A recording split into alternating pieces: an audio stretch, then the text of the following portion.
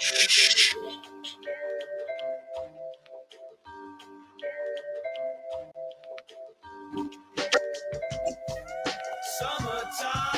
and the living's easy. Riders on the microphone with Ross MG. All the people in the dance will agree that we're well qualified to represent the LBC. And me and Louis, the young fun to the body, dance to the rhythm, it gets harder.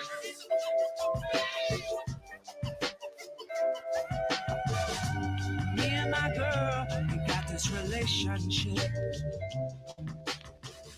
I love her so bad, but she treats me like a locked down like a penitentiary. She spreads her loving all over, and when she gets home, there's none left for me.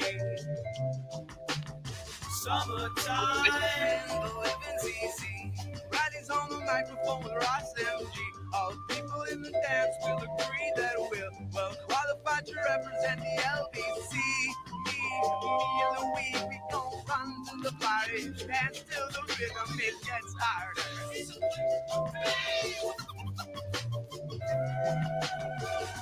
Oh, take this veil from off my eyes. My burning sun will someday rise. So what am I gonna be doing for a while? Said I'm gonna play with myself. Show them now we've come off the shelf. So what? Summertime, the living's easy. Riley's on the microphone with Ross MG. All the people in the dance will agree that we're well qualified to represent the LBC. Me and Louis run to the party and dance to the rhythm. It gets harder. Evil, I've come to tell you that she's evil, most definitely evil, ornery, scandalous, and evil, most definitely. The tension is getting harder. I'd like to pull her head underwater. Oh. Me and my girl, we got a relationship. Me and my girl, we got a relationship. My girl, we got a relationship. Oh, and my.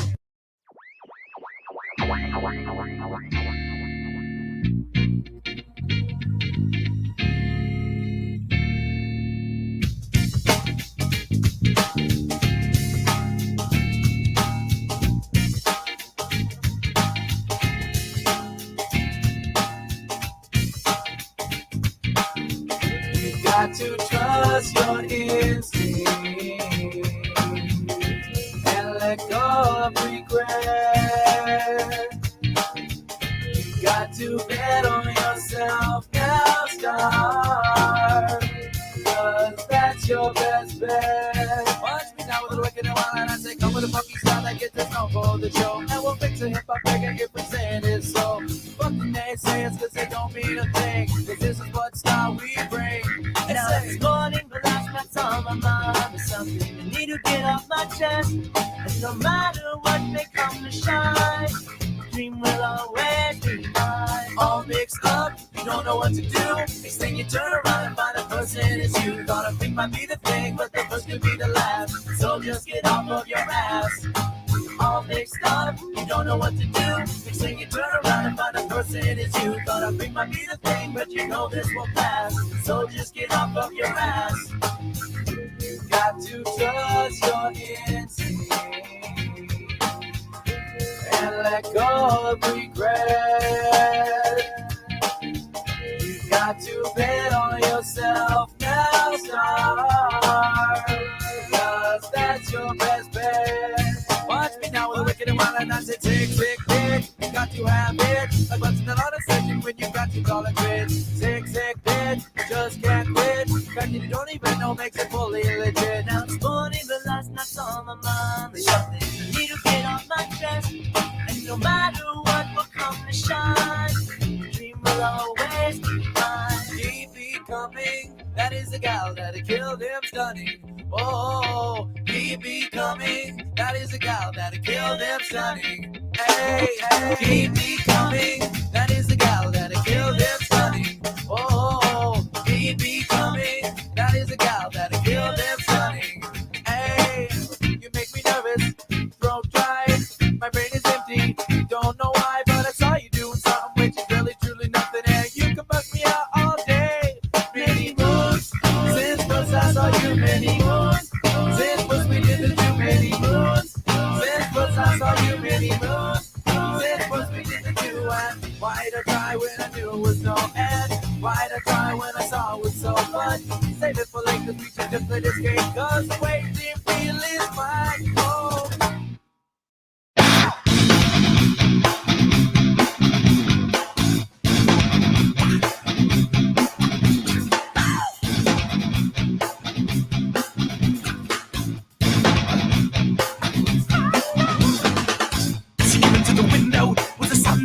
Crescendo, given to her apartment, the bloodstains on the carpet.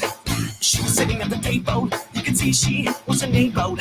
So she ran into the bedroom, she was struck down, it was her doom. Annie, you okay? You okay? You okay, Annie?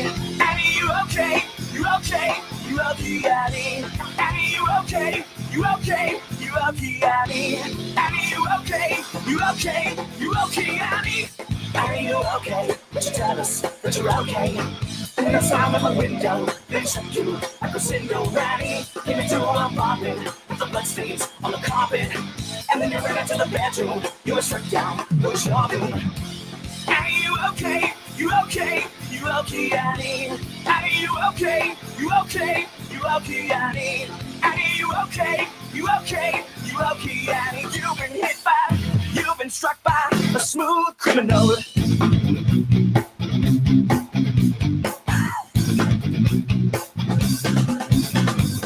So we came into the outway, it was Sunday, but a black day. I could make a salutation, selling heartbeat, intimidation. Annie, you okay? You okay? You okay, Annie? Annie, you okay? You okay? You okay, Annie? Annie, you okay? You okay? You okay, Annie? Annie, you okay? You okay? You okay, Annie? Annie, you okay? Would you tell us that you're okay? And you're sound of a window, they struck you, a crescendo, Annie. Came into her apartment, with the bloodstains on the carpet. And then you ran into the bedroom, you were struck down, it was your doom.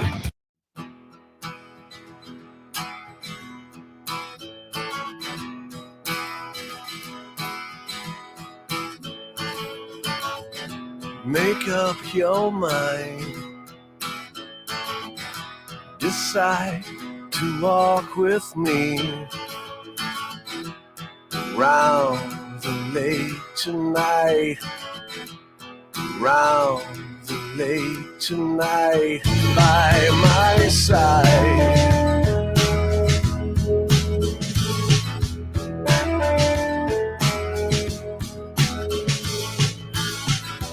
By my side.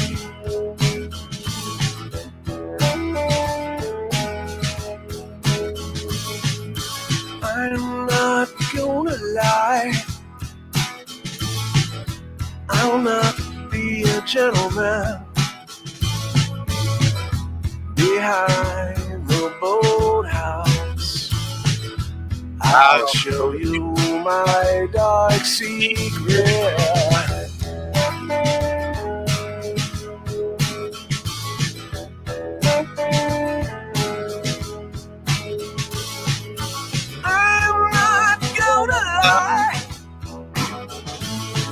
I want you for mine,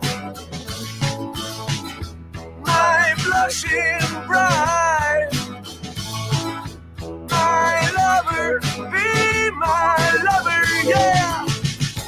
Don't be afraid, I didn't mean to scare you, so help me, Jesus.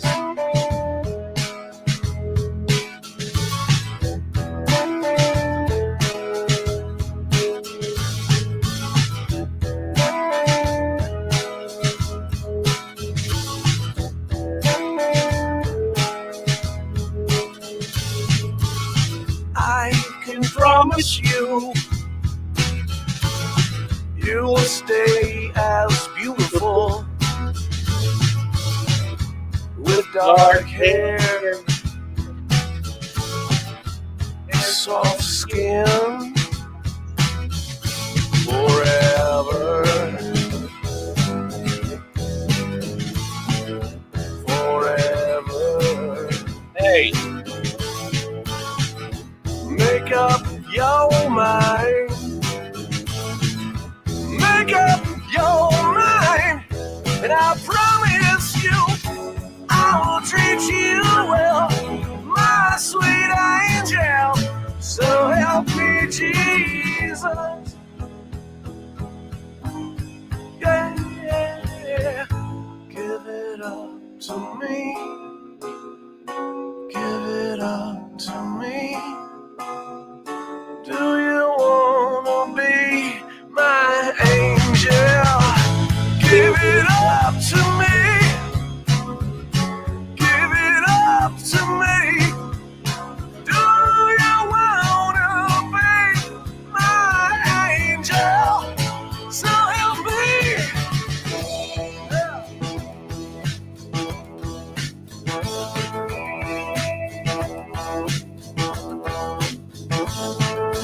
Be my angel.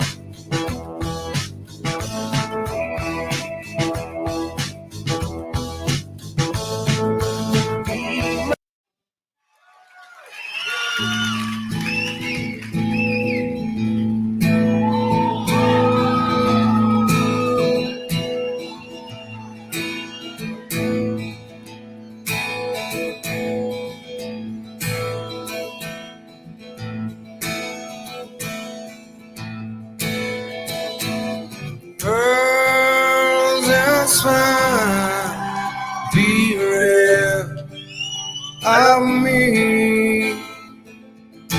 Long and weary, my road has been. I was lost in the city, alone in the hills. No sorrow, pity for leaving. I feel I am not your rolling wheels. I am the highway. I am not your carpet ride. I am the sky.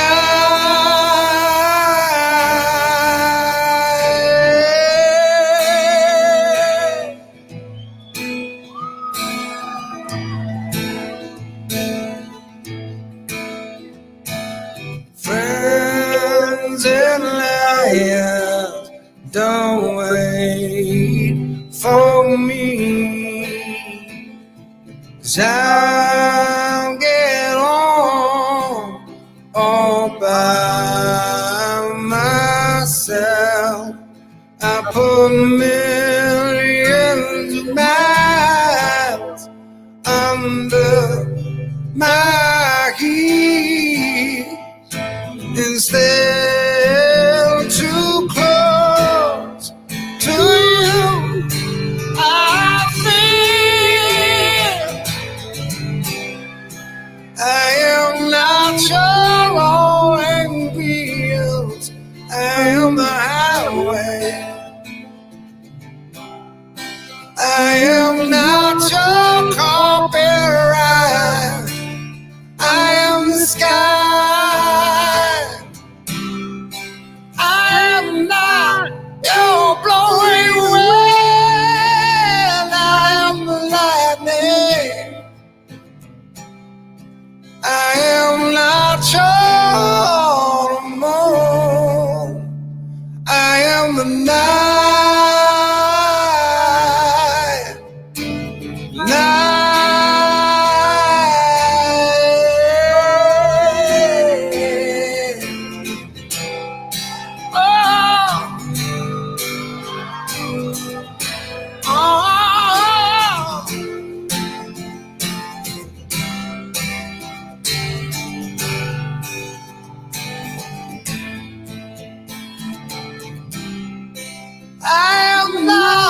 your rolling wheels. I am the highway.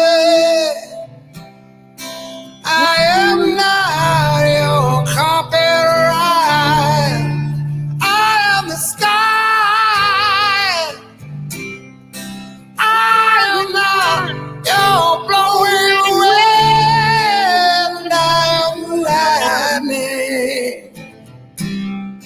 I am not your autumn moon. I am night.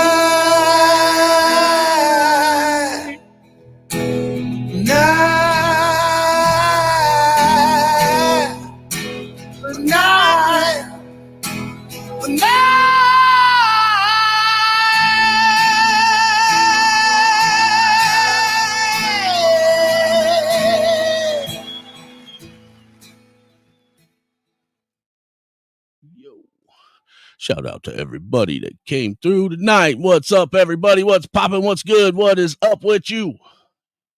It's your boy, the Angry Snowman, a.k.a. Chuck Black, a.k.a. the Cauliflower Colonizer, a.k.a. I don't know what the fuck's going on here. Something just happened. What's playing? Something's playing in the background. I don't know what it was. Ah, that's what it is. It's this. I found it. All right. But yeah. What's good with everybody? What's good with everybody? What is good with everybody? Yeah, we're going to have a good show today. And I wasn't watching the Super Bowl. I don't watch the Super Bowl anymore. Just saying. It's not my thing, not my shtick. I'm not a sports guy. I think sports today has become nothing more than a modern day Colosseum of Rome to keep us all pacified and keep us preoccupied and keep us focusing on something other than the things that need to be focused on.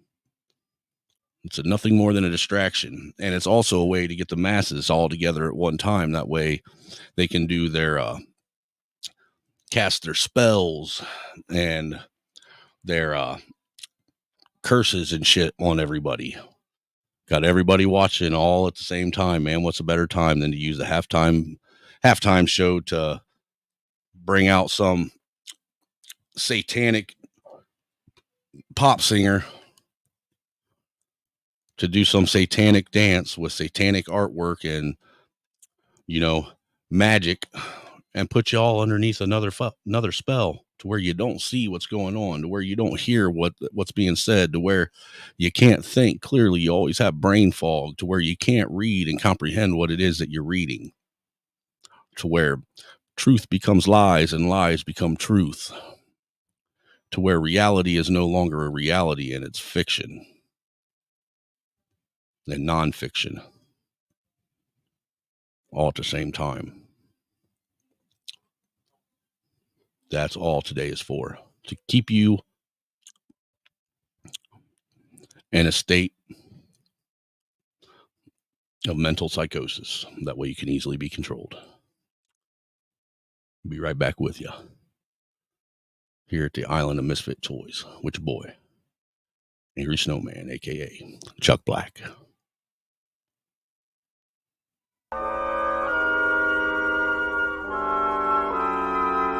I don't think he did until I pointed out that my Second Amendment rights were helping protect his First Amendment rights to come up and question me. What? Yo, see, there's a motto here. Your job is just to piss them off, get them talking, arguing, and getting all their friends involved. Y'all can take it how you want it, getting gay and mad. It's all about ideas, and the good always outweigh the bad. Raise the flag, homie, take some fucking pride in that. We hate this fucking government, and ain't nobody hide that fact. It's a symbol of the freedom that they taking from your patriots, accustomed to the darkness they've been fading unto. From Lima to Cleveland, back to Toledo, these jokers, Heath Ledgers, you faggots, it's Jared Leto. Me amigos, all Devos, shoulders got Doritos, hot Cheetos, Fritos, and those big ass bags of Tostitos. It's a party, y'all. Don't mind a little argument. We're all adults, it ain't no reputation tarnishing. Hypnotizing bitches like the slow jam bag. It's safety for no man, it's no man's land. We ain't dealing with your bullshit. Operator, hop out in a full kit.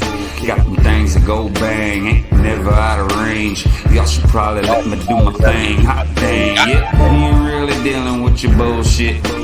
Operator, hop out in a full kit. Got them things that go bang, ain't never out of range. Y'all should probably let me do my thing. Hot dang. Everybody should have the right to come out, be happy, and live their life, man, without fear of being, harassed, assaulted, or thrown in jail. Yo. What it do? Holy shit, I'm all big on the camera. Man, my eyes look really blue.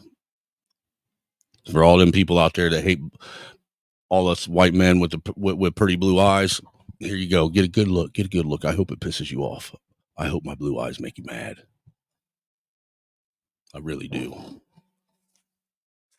I hope me being proud of my white skin makes you mad.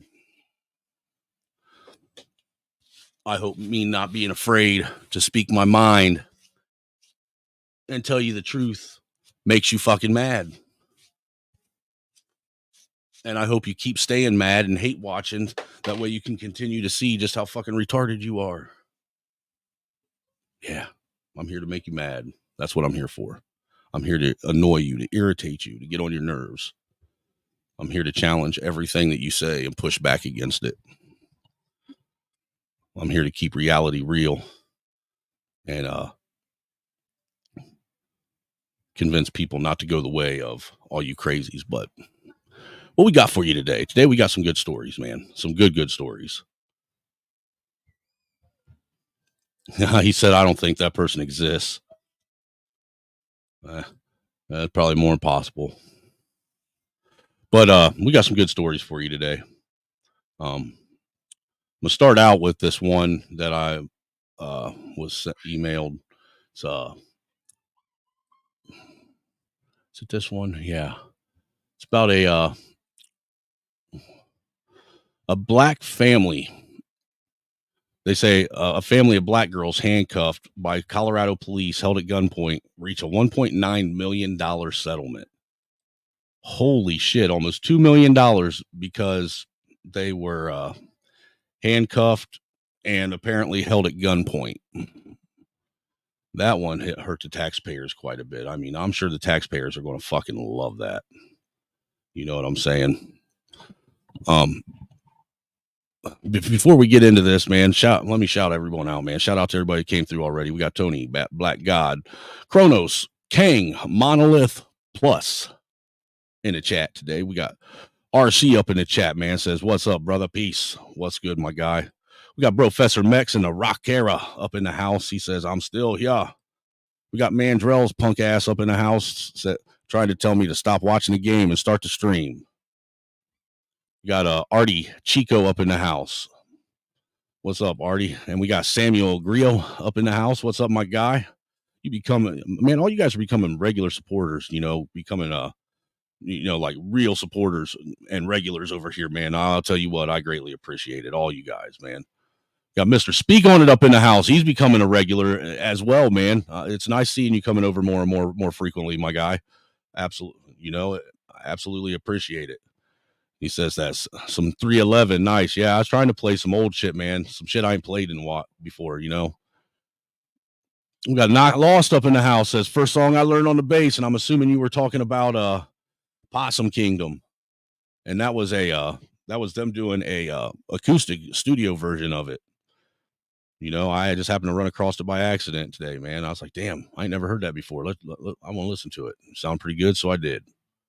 And that seems to be everybody up in the house, man. Seems to be caught up. We got what's up. Yep, everybody's here. But and shout out to everybody in the bushes, man. All you guys in the bushes and the clouds and the weeds that are watching, that just watch just for the content, that don't comment or engage in the chat, man. We still appreciate and love you as well, man. You're just as important to the stream. Shout out to the feds, man. Because we know they be watching all the time. So Fed, shout out to you for keeping us all relevant and keeping us in the algorithm as well. Hopefully we're saying or not saying all the things that you are wanting us to say or not say. I don't know how that's supposed to go, but shout out to you anyway, nonetheless. And shout out to everybody that's been coming along and helping us, helping this channel grow. We're at 800 subs now, guys. We're 200 away from hitting that 1,000 mark. Once we hit that 1,000 mark, man, you know what happens. You know what happens at 1,000, right? We have another party, man. And once we hit that 1,000, that's when we will be doing another giveaway. More than likely, we'll probably be giving away two $50 cash apps that night when that happens. Instead of just doing 100, we'll do two $50 cash apps. So we're only 200 away. We got Joker up in the house. Says, Snowman, have you heard about the non-paramilitary group and training bill that Congress is trying to pass?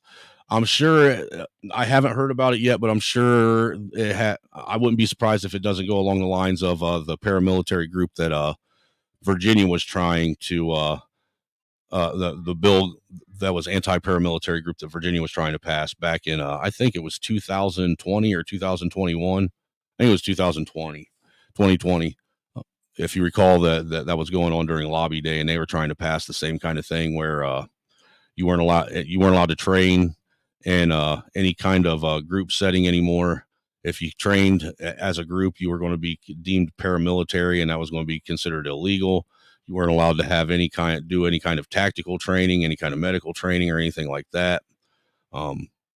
Basically, even if you went on a hunting trip and there was 3 or 4 of you that were hunting, and you all had rifles and stuff on you, if they wanted to, they could actually construe that as a paramilitary type exercise. And I know that it definitely, the one in Virginia, that they were trying to pass, it was going to outlaw any kind of public protest or public display by any militia or paramilitary group, as they say. So if it was anything along them lines, I can only imagine. As we know here lately, the only thing that's been going on in this country is they've been, slowly but surely making everything that we are supposed to be able to do that is protected by the Constitution. They've been slowly but surely taking all those rights away. It's only a matter of time. But no, I haven't seen it yet.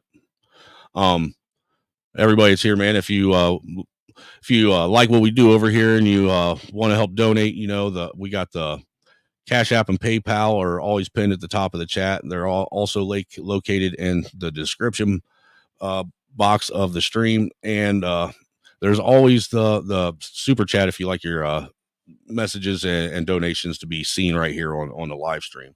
Now, granted, we prefer the Cash Apps and PayPals because YouTube doesn't steal from that, but we also appreciate the super chats too. I mean, that is why we got them down there, or that option down there. So if you'd like to donate, you know how to do it. You guys have been doing it, and it's greatly appreciated. With that being said, let's get into this. Oh, and by the way, if you want to hop on the panel and give your 2 cents about any of the topics we're going to be discussing tonight, the link for the StreamYard is posted at the top, as well with the links to the PayPal and Cash App. And I'm also getting ready to post a StreamYard link right now in the chat. So there's that option. But you guys are more than welcome. Anybody wants to hop up and give their 2 cents on the topics are more than welcome to do so. So let's get into this. What do we got here? Family of black girls handcuffed by Colorado police held at gunpoint. Says Denver Associated Press.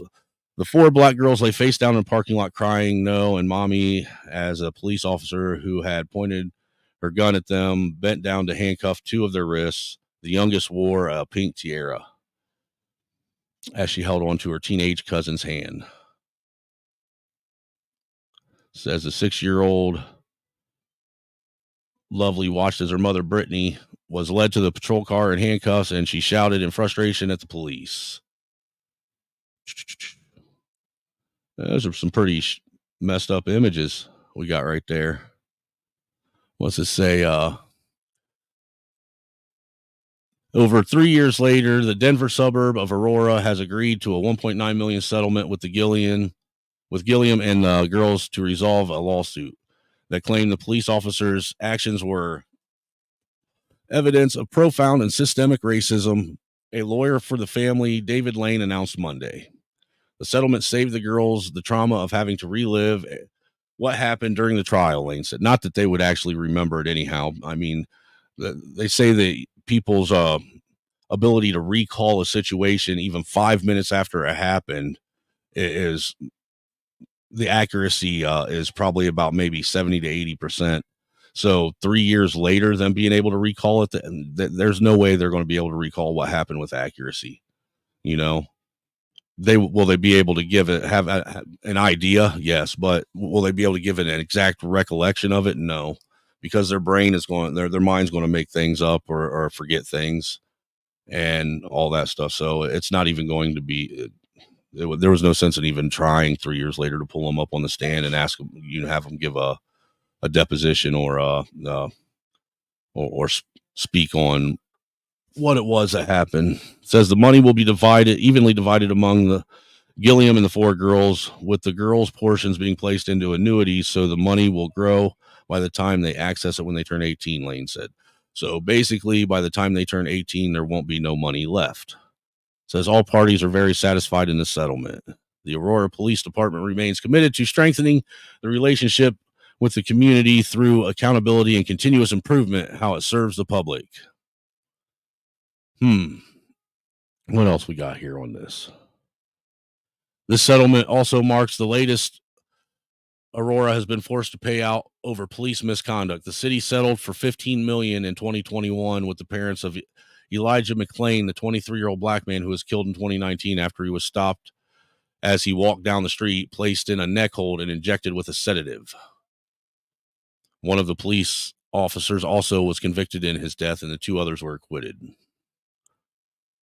So I don't know about you guys, but I'm kind of getting tired of the taxpayers being forced to have to bear the brunt of the financial burden of their mistakes. Now, this right here is the actual video of what happened. Let's give it a look, see what's going on. Ma'am, you can walk up to the vehicle. Can't walk up to a vehicle because we don't know what's inside the vehicle and what's going on.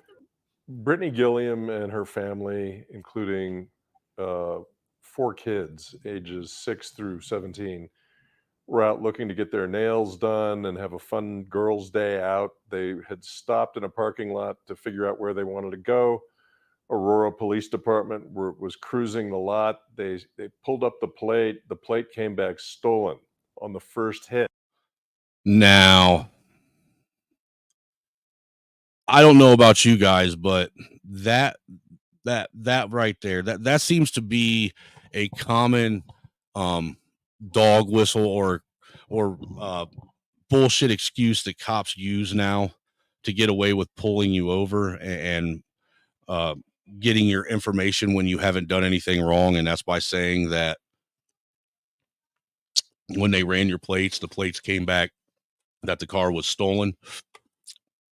Another one, another one of the tactics that they use when they pull you over to get you out of the vehicle so they can search it is saying that they smell marijuana, because they don't have to actually prove it. All they have to do is say that they smell it, and now they have probable cause to pull you out and at least run a drug dog around your car and try and get him to hit. So I'm not buying that whole, license plate came back stolen, because look, I don't know about you, but how does a license plate come back stolen? And why were you running a license plate when they were parked in the fucking parking lot of a grocery store? That don't make sense. Why are you running plates in a parking lot? Come on now.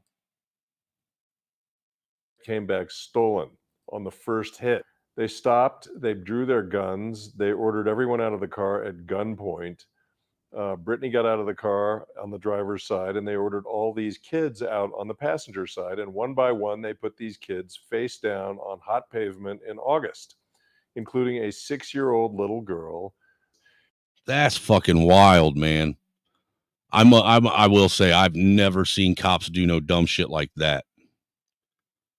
You know, I would be livid. What is this? It says 8/02, January, February, March, April, May, June, July, August. So that's in August. August at 11 o'clock. So it's almost midday in Colorado. And they're going to have all those kids laying down on hot asphalt spread out like that. That's just fucking degrading for one. Traumatizing for two. And what was the fucking point? What are these kids going to do? I mean, seriously, what are these kids going to do to you that you found it necessary to traumatize them when if anything, the only person that you could do that to is their mom? You know, you pulled their mom out, you arrested her, whatever, put her in the back. But why did you need to do that to kids? Why the fuck you got a little 6-year-old? You know, I mean, come on. This is the type of shit that the taxpayers are getting tired of paying for. This shit right here. You know, and this is the type of shit that decent police officers are getting tired of seeing and dealing with, because they get labeled and lumped into the same fucking this category as these morons right here.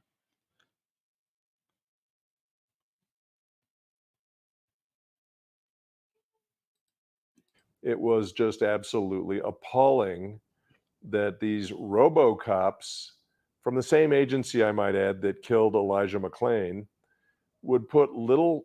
Why does this dude keep covering his camera? What are they doing that he doesn't want them to see? Little children on the ground at gunpoint for any reason at all. See that right there, man.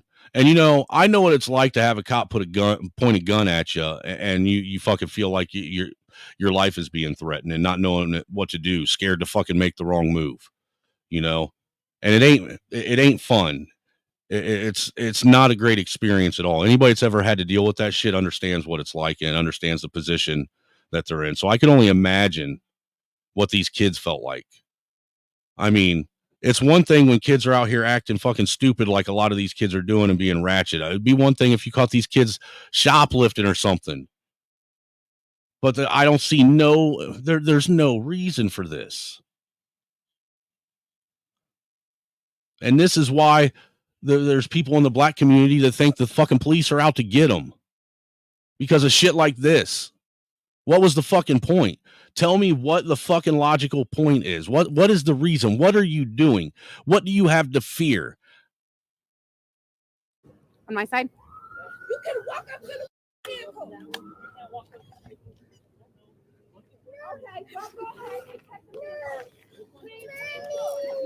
I was livid. I was more scared than anything because all I could hear was their crying and screams. Can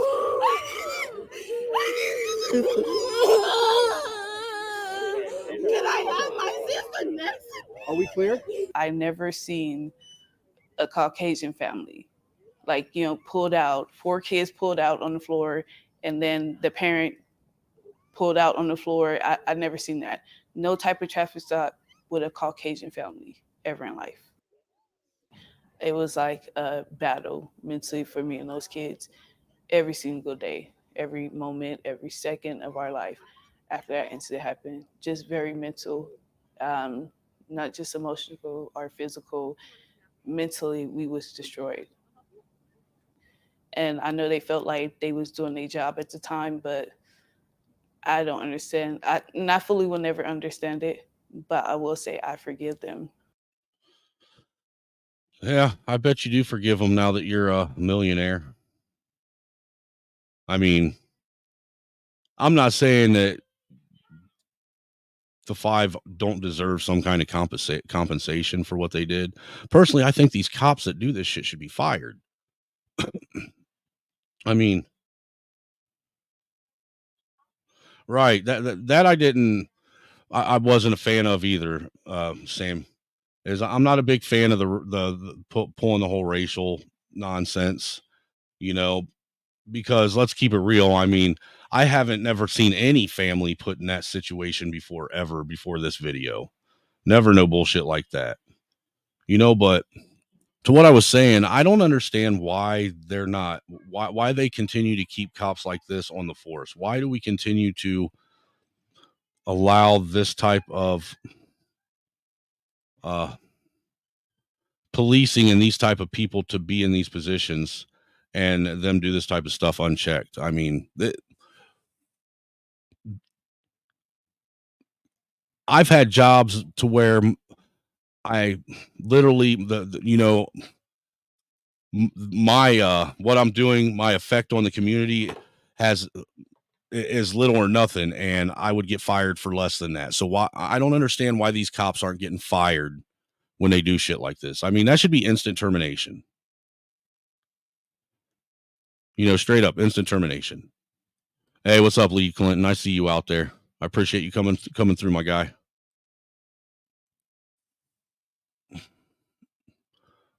I mean, look, we all know that in order to have civilized society, there has to be law and order. A certain degree of it, Well, none of us are trying to say that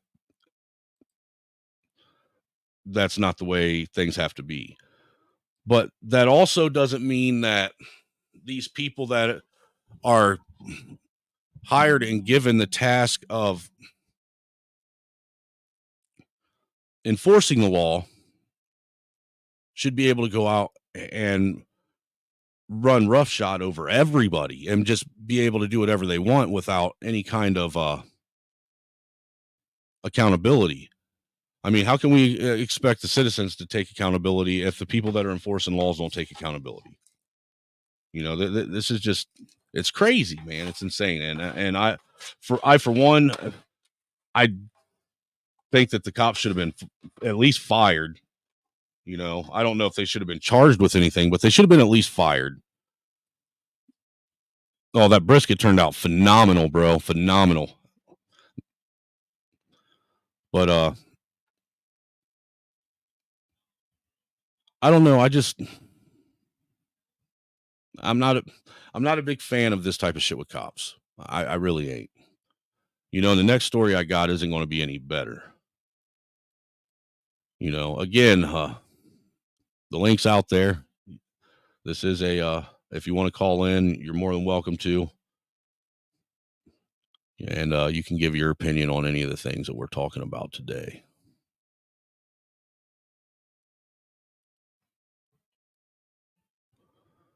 So the next one we got is cops out in hold on, let me get this pulled up. Present, share screen.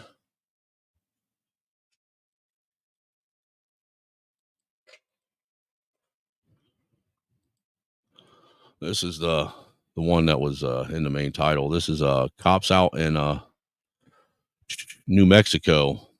So New Mexico police officers will not face charges for fatally shooting a homeowner after they went to the wrong house, according to the state attorney general. Although the officers erroneously approached the wrong house, their actions were reasonable, appropriate, and consistent with generally accepted police practices. The family of the homeowner, Robert Dotson, has filed a civil lawsuit against the police department.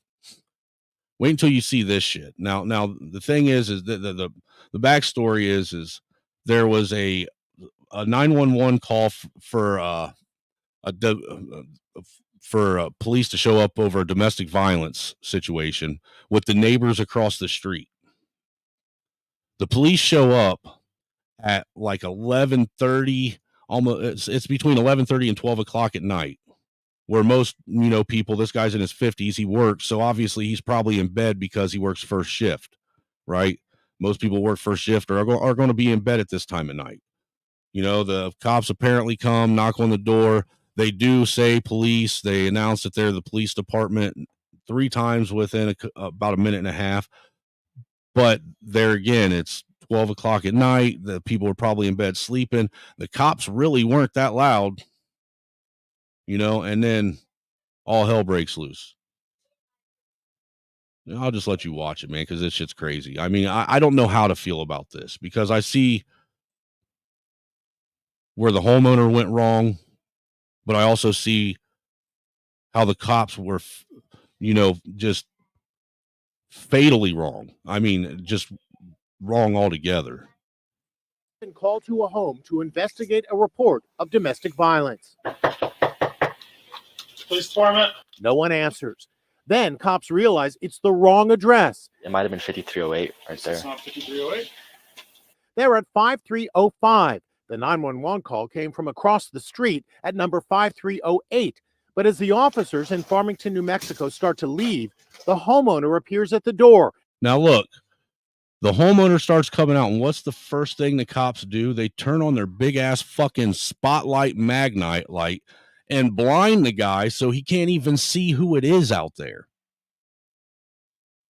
Now, mind you, you can see that he's got his gun pulled up and pointed in that direction. But all he knows is somebody was beating on his door. When he came to the door, they were walking away. When he opened it and spun around, they shined a spotlight on him to where he couldn't see who they were. And then this happens. And he's carrying a gun. Hey, hands up! They tell him, hey, hands up, and then start shooting. I mean, they don't even give the man the opportunity to respond to their commands. Just start shooting. Shots fired! Shots fired! 52-year-old Robert Dotson is shot dead on the spot. And it's not over. The dead homeowner's wife appears at the door. She's screaming. She's also carrying a gun. Please don't. She fires at them. They fire back. By some miracle, Kimberly Dotson was not hit. When she realized it was the cops, the ER nurse put the gun down and tried to save her husband's life. I worked on my husband for about 7.5 minutes before I realized I couldn't save him. Now, after 10 months... Man, that's got to be tough as an ER nurse, man. Sitting there trying to work on your own husband, seeing him with that many holes in him because he was shot 12 times. And sitting there trying to work on him and realizing that you can't save your own husband, and that's what you do for a living, is save lives. And you can't save the one life that matters to you the most. That's got to be rough business. Oh, hell, I didn't even know I had it on the small one. But I don't know how to feel about this. I really don't. Because it pisses me off, don't get me wrong. But at the same time, I kind of see where, look, it's like, it makes me question whether or not I would go to my door if someone's beating on it in the middle of the night with a gun now. Because what if it is the cops? I mean, they didn't even give the guy an opportunity to respond or nothing. It's just hands up and then open fire. What kind of policing is that? What kind of officers are we fucking hiring now?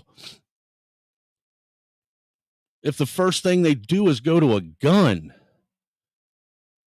I mean, it would be perfectly reasonable for a homeowner to come to the door with a gun at night, that late at night, people beating on his door, not knowing who it is. That's perfectly reasonable, in my opinion, especially with the way the world is today, with the political climate, with the social climate.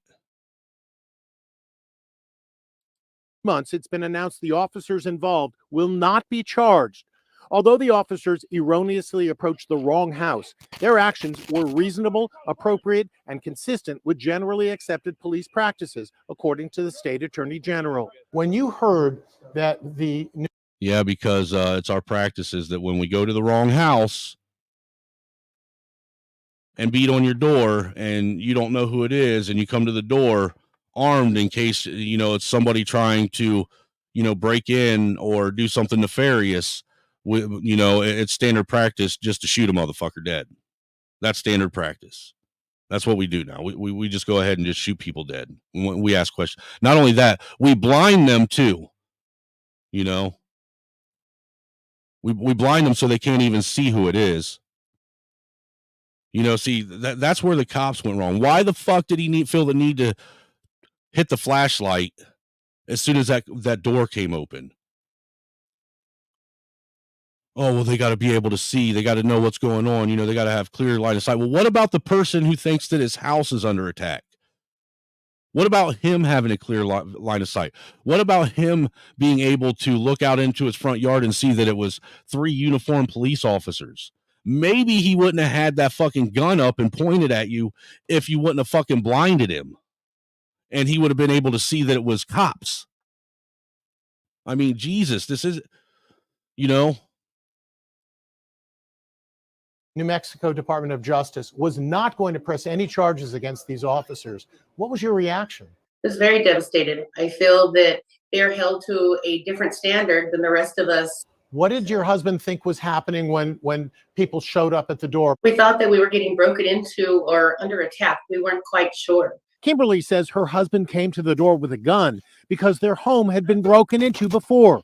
She says the lights from police blinded him and that he never would have shot at them. After all, I mean, that's perfectly reasonable. The explanation is, it's what I said. How is he supposed to know who's there if he's being blinded by their flashlights?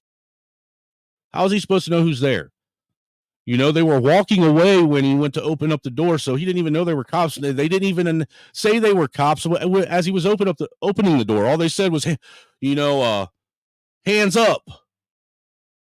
Get your hands up, and then open fire on him. It's fucking crazy. Crazy. But then I actually got all the body-worn cam footage from that situation, where they show all 3 officers cameras and what happened. You know, like I said, I see the homeowner where they made a mistake.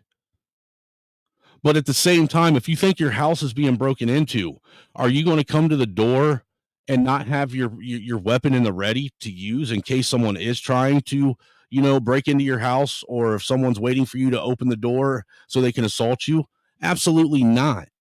You're not going to have your gun down. You're going to have it ready. You're going to be, you know, you're going to be prepared. That way you can take the target out.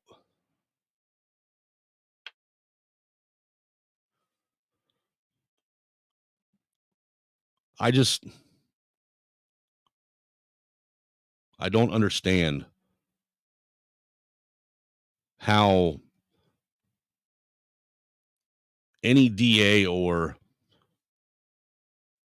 any attorney general could sit and not at least take them off the force. You know, this is another clear example. I mean, of they should at least get fired, but no, they're getting away with you know, just blatantly killing somebody for no reason.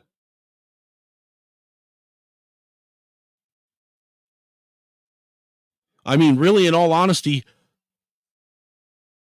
it's their fault that it happened. They went to the wrong house. There was no reason for them to be there and for them to even engage with that man. You know, this is another problem that we have. Why is it that we're given that information is the proper information is not being given to these officers? You know, this is the same type of shit that happens with these late middle of the night, no knock warrants and raids. And people wonder why people end up getting killed. Because I'm going to tell you, if someone kicks in my door in the middle of the night too, or someone beating on my door in the middle of the night, yes, I'm going to go to the door with a fucking weapon to defend myself, or I'm going to shoot from my bedroom to defend my family because I don't know what the fuck's going on. And I've been broken into before. I've had people fucking invade my home and try and take me, you know, that rob me at gunpoint. What do you want? Good night. Love you. Love you. Have good dreams. Have good dreams. See you in the morning. See you in the morning.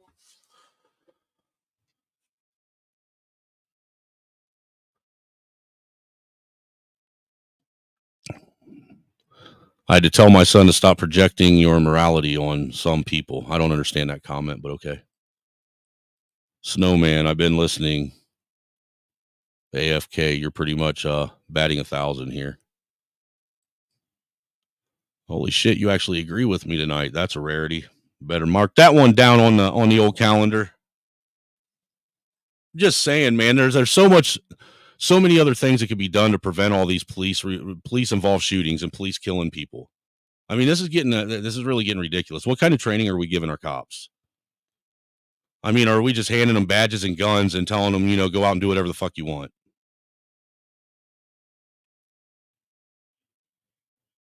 Because this is getting ridiculous. It's absolutely absurd.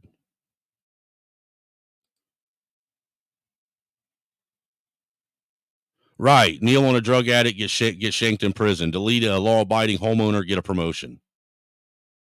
I mean, it's fucking crazy.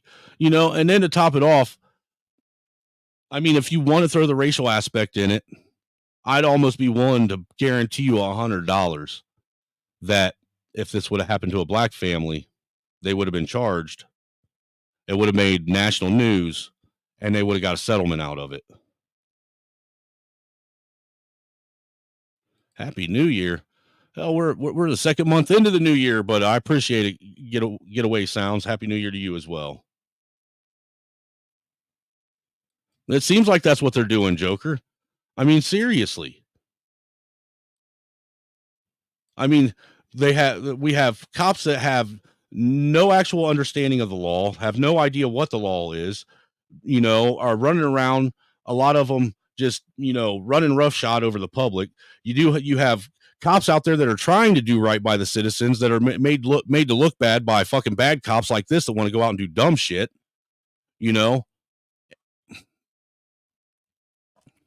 And then the taxpayer gets stuck with having to pay the financial burden to these people. I mean, at minimum, these cops should be forced to carry their own private insurance on this shit. They should have to be insured and bonded just like a subcontractor would that goes out and works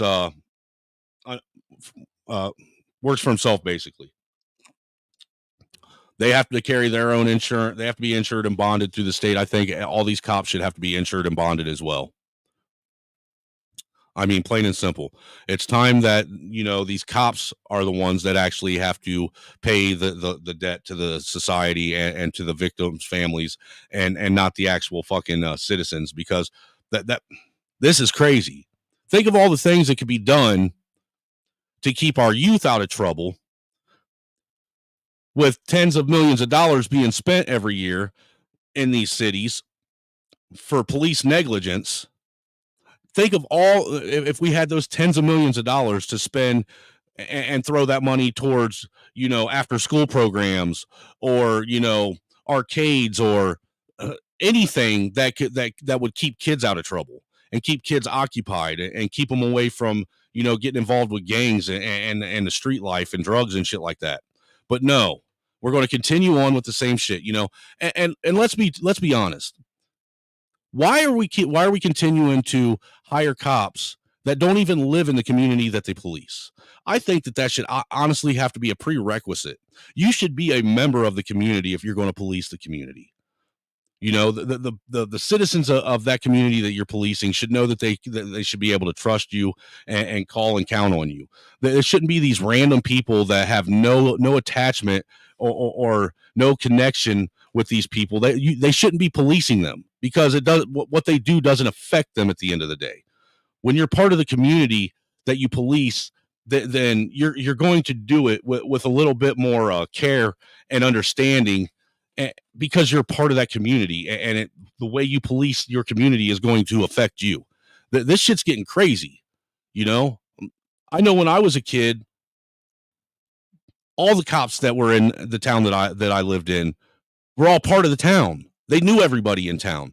They went to the Little League games in the summer. They went to the football games in the fall. They were at the basketball games. They were walking up and down. And, if there were block parties in the summer, they would show up and come through and talk to everybody. They were at all the festivals, not just there to provide security, but to actually engage with the community.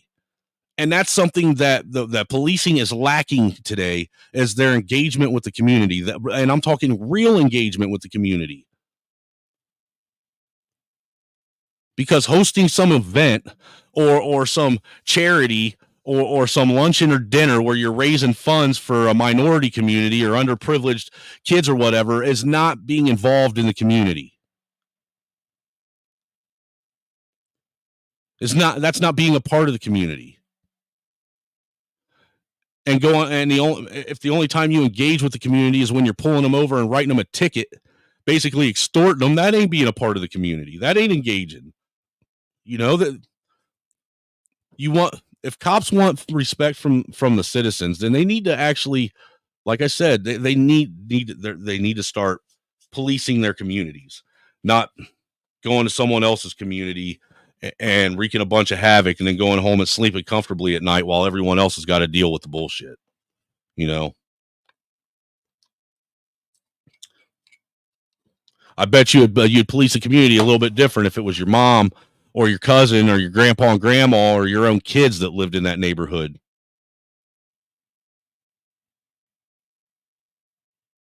But then again, who knows? You know, I could be wrong on that.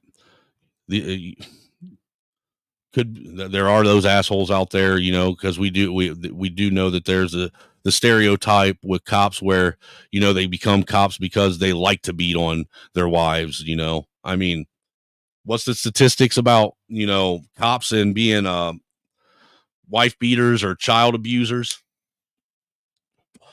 Isn't it pretty high? I mean, I could be wrong. I don't know.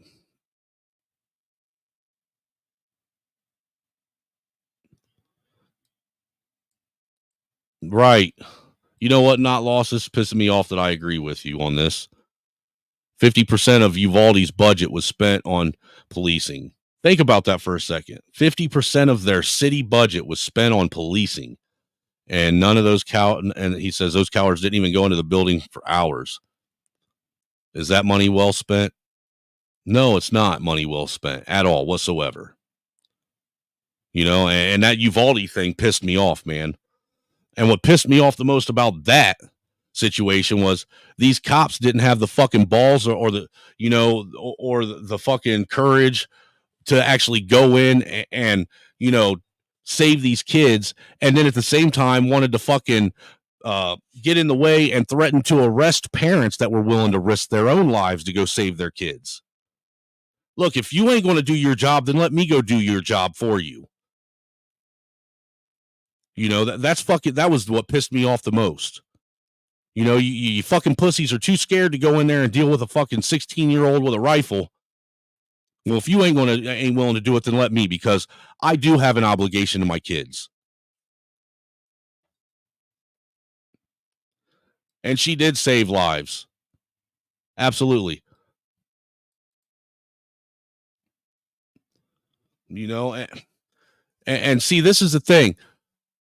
We got cops that don't want to go in and save kids in schools when we have a school shooting, that are too pussy to do that, but have no problem shooting a 50-year-old who comes to the door with a gun because his house has been broken into in the middle of the night already, and these cops go to the wrong door and think that it's okay. I mean, it's shit's fucking asinine as fuck. What's up, Kamasi? I see you out there, brother. Hey, just so you guys know, again, you know, if you want to donate to the stream, the Cash App and PayPal links are, as always, pinned at the top of the chat. We also, if you want to hop up on and give your opinion, your thoughts, you want to call into the show, the StreamYard link's also pinned at the top of the chat as well. But I'm sure somebody in there could drop it too. You guys are all mods. Share screen. Now I'm going to share with you guys the actual body cam footage from the cops on this thing, because it pisses me off. Pisses me off to no end. I mean, but like I said, you know, the bad thing is I see both sides. You know, I part of me, I understand to a degree why the cops would react the way they did, but at the same time, I even more so understand why the homeowners reacted the way they did, you know. But at the same time, you know, the homeowner made mistakes and put himself in a position, you know, but at the same time, the cops made mistakes and put that homeowner in a position, you know, so the whole fucking thing's fucked up. What's up, RC? What's up? What's up, Snowman? You know, ladies and gentlemen, just trying to, you know, understand this.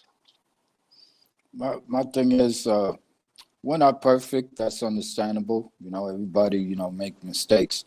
What their mistakes make here, yeah. But when it comes to professionals in uniform, I'm sorry, you don't get away with your mistakes.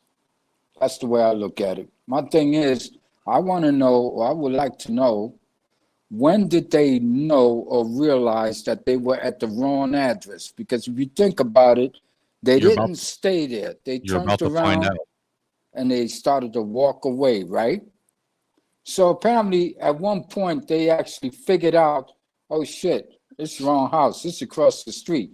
So anything that happened afterwards, even though the homeowner to me kind of fucked up, okay? But then again, the way they handled it, now that you know you're at the wrong house, you should be in relax mode, right? You should say, okay, this is not the house. But we probably woke these people out. So if the door opens up, they should immediately say, Sheriff's Department or police, this now, sorry, we got the wrong house. Right. They didn't even do that. They fucking blind the dude when he opens up the door, man. I mean, instantly with their fucking spotlight. Exactly. So at that point, these are professionals that trust no one or didn't know how to do their job properly, period. You're in the wrong house. You realized it, right? You're walking away.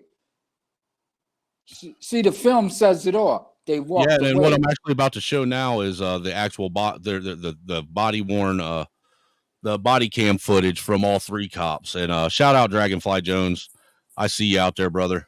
Salute to you for coming through. Appreciate you, my guy.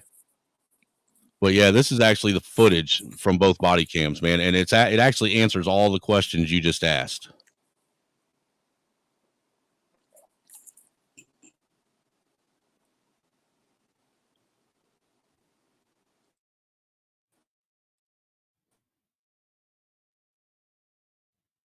The information you will see is from the 3 officers' body-worn cameras.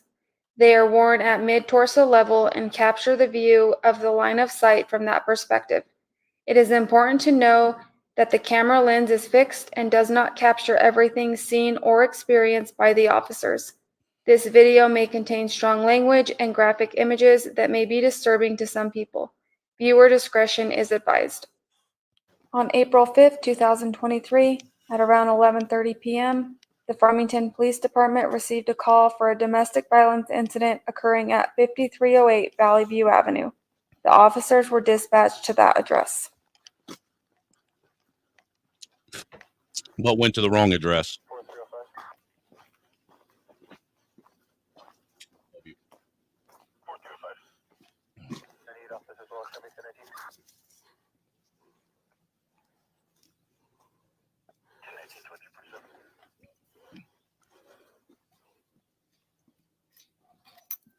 I mean, you can clearly see on the camera right there that they got the wrong address. Watch out for a dog.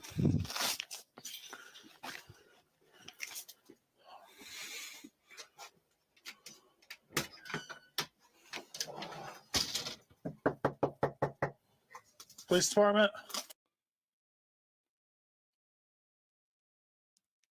Does that sound loud enough to wake anybody up? Come on now.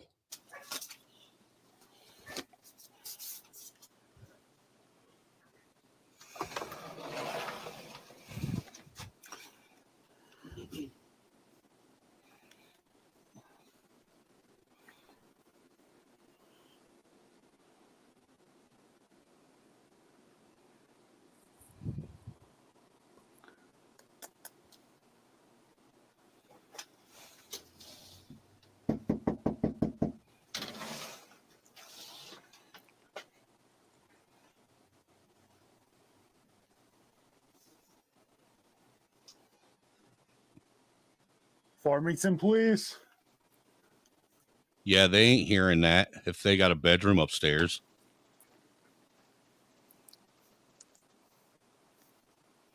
For 108.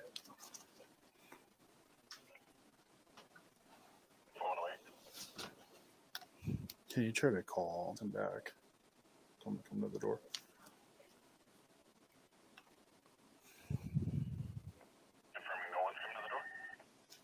Hey, Firm, if you can call the RP back and have him come to the door. Look at that shit.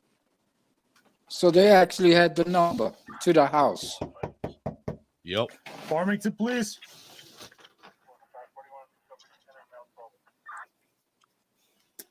And like I said, when you first watch it at the very beginning, you can see them walk right past. You see the address in their camera. Is it 43 or 5308? Yeah, is this not 5308? That's what it said right there, right? 108. Can you 10-9 the address? 5308 Valley View Avenue at a confidence factor. Don't tell me I'm wrong. Now, look, if you're the homeowner and you're waking up and you come downstairs and all you hear is a bunch of voices outside your door, what are you going to do? You ain't going to say welcome, that's for sure. I know that if my house has already been broken into, I'm grabbing my gun. Yep. So the bottom line is this, so man. Oh shit. The moment he heard, and I'm saying, like, okay, they asked the dispatcher to call the house. And then he realized, oh, what's the address? Oh no, it's 08. He should have just walked away. Yeah, why are they still standing? Yeah, he should have yelled out and says, my apologies, Sheriff's Department, wrong address, we're leaving now. And should have just left. Maybe by then, the guy heading for the door with the gun, he is them talking. Well, that would make sense. Yeah, you know what I'm saying? And again, but then again, you get, how you say, woken up in a deep sleep. Hey, some people wake up, man, they could walk out the fucking door and not even know where they at. Till they figure it out. So some people, if they get startled, get woke up and startled from a deep sleep, man, they go instantly violent. Yep. You know, you don't.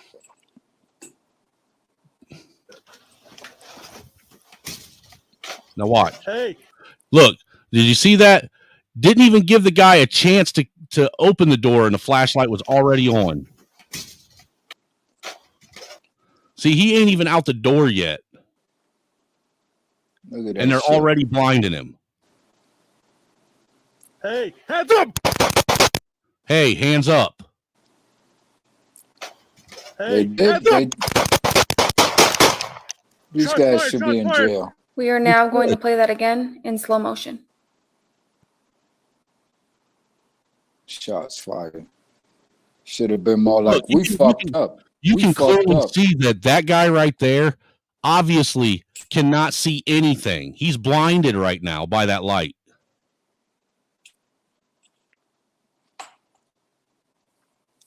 And again, my thing is they should have just walked away realizing they had the wrong address. That's proof right there. I hope they get the fucking... No, they were already, they've already No, been. I know. But, You good? You good? Back up, back up, back up. Check yourself, check yourself. I'm good. Good?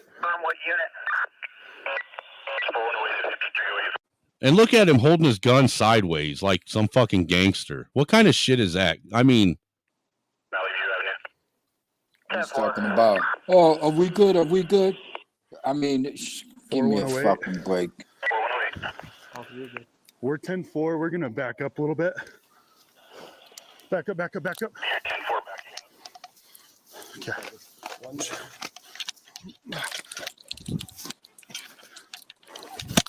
4108. We have one down at the doorway. Hey, I got you covered. Move, move. Let's move out. Hands up! Man. see, they don't even announce that they're cops. At all. Yep. All she hears is hands up. Her husband is shot dead. That could be anybody.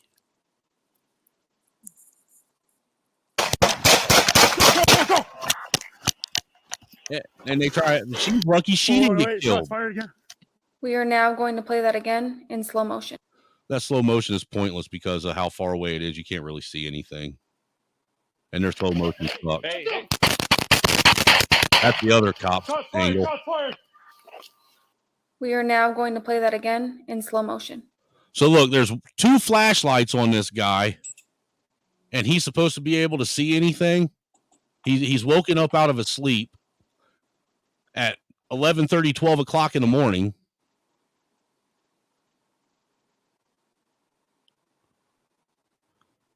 It's not am I the only one that thinks that that is completely reasonable for a homeowner to come to the door defensively?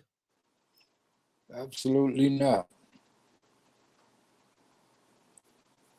But nah, these cops get away with it. And then what's going to happen is there's going to be a fucking, I can't watch no more of this, to be honest with you.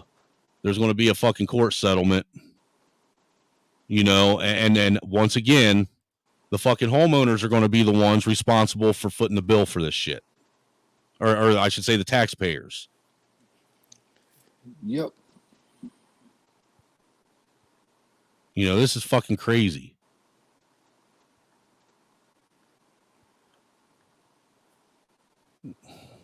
It ain't no wonder why people are tired of fucking money going into these joint task force and these fucking drug task force and, you know, these police coalitions and this, that, and the other. It ain't no wonder people are tired of the shit.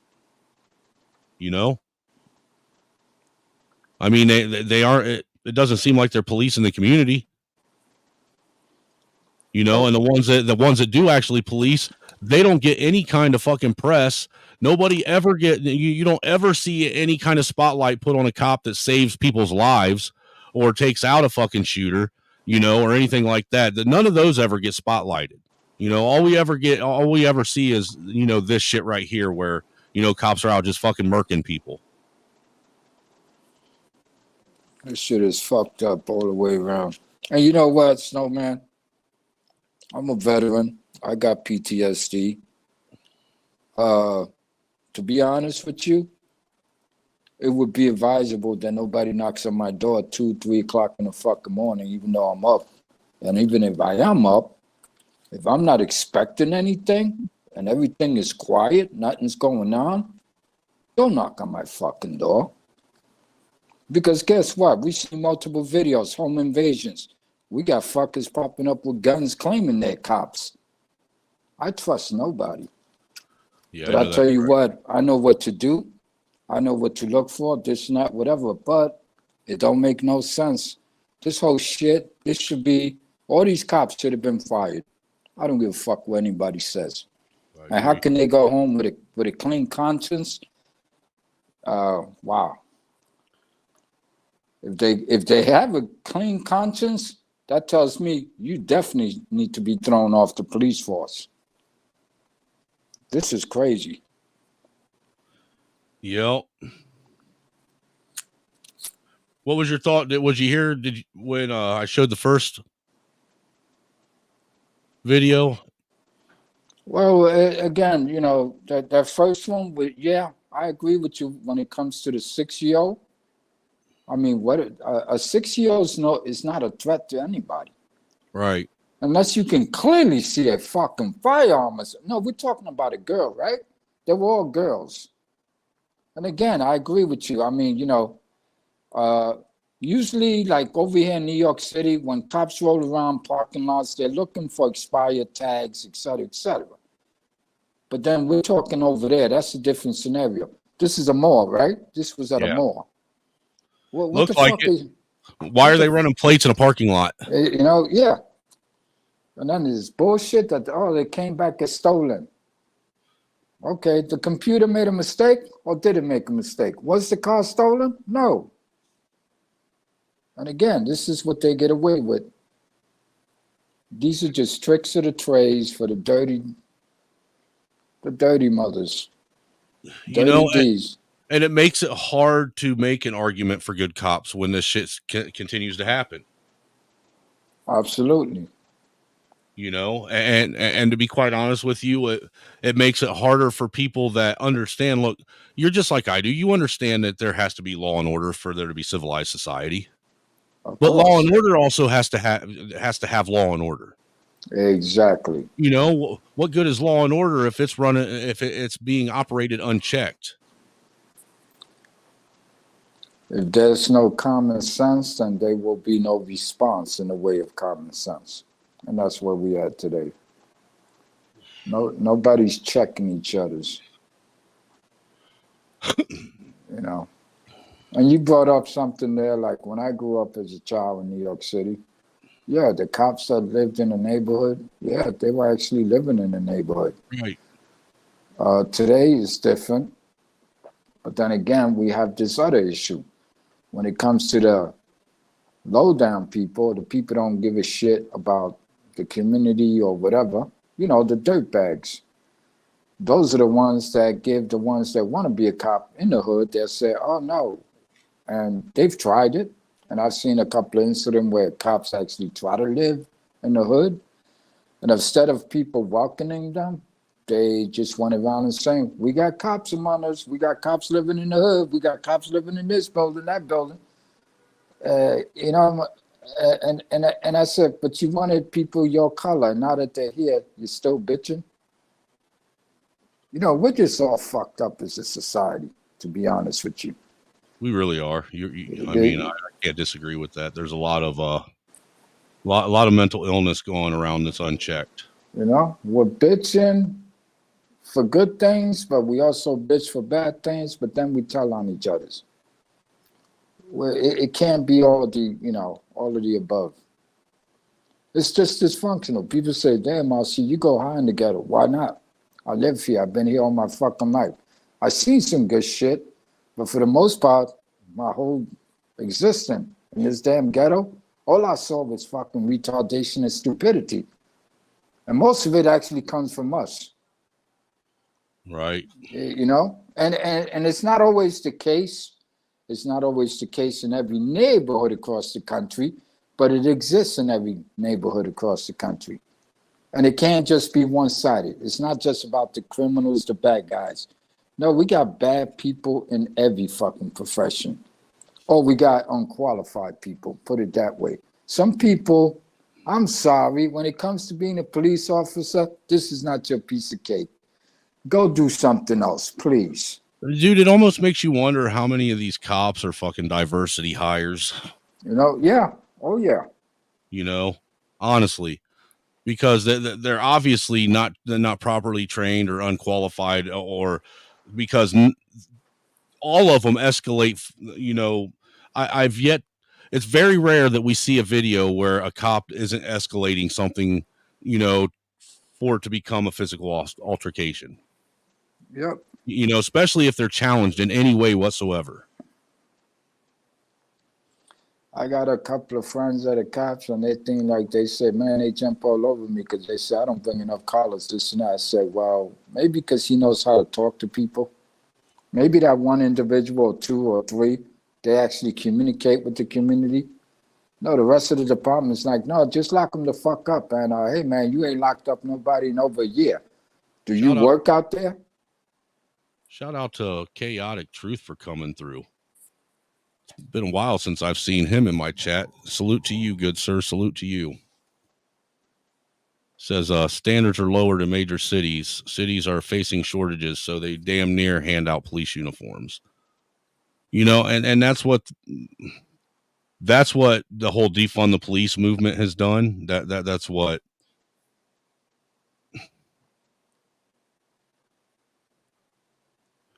Obviously, we're in a bad situation right now with these cops. Yep. You know, politics, get involved, this and that, whatever. My thing is, nobody can tell you what you're about, Snowman. You live your life, you do what you do. You have a profession or don't have a profession, but you still live and you conduct yourself in a certain manner, way, et cetera, according to your what? Your standards of living. Your rights. If you have morals, so be it. If you don't have any morals, again, so be it. My thing is, we're incapable of acknowledging the real fuckery in this country, which I blame the government. I don't blame all the people. I blame government. They just can't get shit right. They like to throw out the problems, mental illness. Okay, when are you going to start really doing something about it? Really doing something. New York City, Mayor de Blasio, he was mentioned the other day. Oh, that fucker talked so much smack when he was campaigning about mental illness, et cetera, then turn around and close 2 major hospitals for the mentally ill.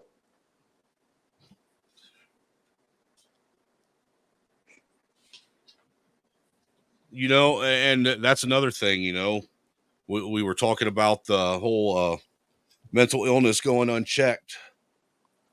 in this country. That's the other thing going on is this delusion, this fallacy, this freaking fictional world that everybody's wanting to force everybody to live in. Yep. Well, you heard about downtown, right? This little young punk, immigrant, 15 years old, shooting up, shot some woman downtown, trying to steal clothes, this and that. And people go, well, how the fuck was he able to? And mind you, he got a 45. And I'm like, yo, bro, I can go out in the street and in less than a half hour with the right money, I can buy a gun. It's that fucking simple. The thing is, these immigrants are coming here. Where are they getting their guns? Because we live in a we live in a dysfunctional society. Or did that motherfucker walk into the country from Venezuela, mind you, with a 45? He probably walked across the border with it. Exactly. One of the gotaways. But even the gotaways are getting on buses and traveling around our country. All right, give me a fucking break. We're dysfunctional because our government wants to be. Right. What you got, Cyber? What's your thoughts so far on the two topics that I've brought up already? Well, going back to what you said earlier about how you never hear about the good things that police do from the mainstream. Those things are reported on, but they never get a whole lot of public attention. And I believe that to be on purpose. Yep. There's a reason that the mainstream media doesn't circulate those stories. And it's the same reason that they hyper focus on stuff like what we just saw. I mean, they're not going to focus on this because the guy was white. And Right. it doesn't cause enough. It goes against the common narrative that, cops are just out shooting black people. Right. Well, they just might start doing that simply because the let's say the bureaucratic collectives that want to centralize all the power want to get rid of all these private police forces, all the local police. They want to impose a federal enforcement of law that answers to Washington. There needs to be some kind of oversight. And they want to choke out all of these somewhat independent sections or sectors of law enforcement. Right. Much in the same way that the big corporations kind of choked out all the small businesses and the private capitalist ventures right. that we saw in 2020. Mm-hmm. They provoke the fear, and the fear creates more fear on the other side. And the amplified fear on that other side creates even more fear on its opposite side. So it's a dialectical process that they're using to synthesize a certain outcome, which is centralized power in Washington. That's why they're pushing to defund the police and focus more on how we need more federal enforcement. Well, wouldn't Washington be partially responsible for this, seeing as that from 2000 to 2010 they went on a campaign and basically militarized most of the major cities and a lot of the small municipalities and villages all across America with military grade weapons? Yeah. Have you heard about the fusion centers? No. They've made? It's like FBI and local police having a central headquarters in a lot of big cities. Little Rock has one. I don't really know where else. That was the first one I heard about. And just immediately saw what they were doing. And that was years ago when I heard about it. It was 2015 when I heard about it. Well, New York has been done it. The thing is, they use a different title. That's what the government does. They make it sound like it's appeasing the people by saying, "Oh, this is for Homeland Security." Now we got Homeland Security. We have immigration. We got the FBI. We got the New York City Police Department working together as a whole. They made complaints about that. Oh, the radios didn't work. They couldn't communicate with each other, et cetera, et cetera. How about they use your fucking cell phone? And the fact is that they use that shit, okay, after 9/11, and they haven't stopped. So now when people think it's just the police department looking at your ass or my ass, no, everybody's looking at us now. When the thing is, why? This shit is crazy. And I agree with you, bro. This is about government taking over law, period. They don't want the individual states to have their own laws, their own police departments, et cetera, et cetera. Separate the people, make them believe you're the Superman. That's what the government does. They fuck up shit and pretend to be Superman to the rescue and say, we're going to fix it all. Fix what? It was okay before they came along. Well, it also makes me wonder what the real reason is. I mean, if you look at the policing practices that's been going on within the last couple decades, and then now you got this, massive flood of illegal immigrants coming into the country. Plus, you got 2 states that have already made it legal for you to be able to police American citizens and not have to be an American citizen. It makes me sit back and really question what's really going on. What is the motive here? What's really being pushed? Desperation and dirty politics. People That's the way I see it. People want to destroy America. Yep. And they'll use anybody. Yes, I use the word use. Yep. They'll even use Canadians. Yep. God love Canadians, man. Yeah, I know some pretty based people from up there. They've had enough of the bullshit too. And they see through it. Right. And then you have those that are in the IQ danger zone, just smart enough to know everything and not smart enough to know they don't. Well, it's like that video I played the other day. I don't know if you saw it, but it was that old racist white guy that everybody keeps going and doing videos with. All right. He said, people aren't stupid. He said, how did he put it? He said, you don't teach a dumb dog how to do tricks. In order for it to do tricks, the dog has to be smart. Same thing applies with people. You don't teach dumb people how to follow a narrative. The reason why they're following it is because they're actually smart and they're able to be taught. It's the sheer fact that they think they're intelligent is why they're dumb.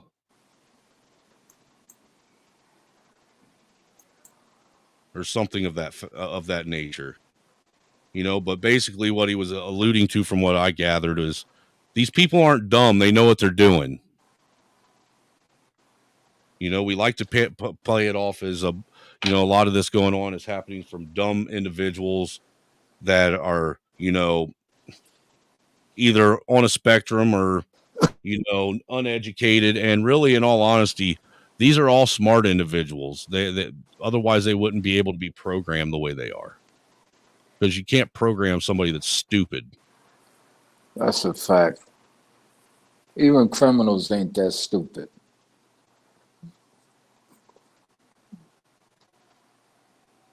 Yeah, it's not a flaw. It's not a flaw of intellect. It's a flaw in spirituality. It's a flaw in the soul.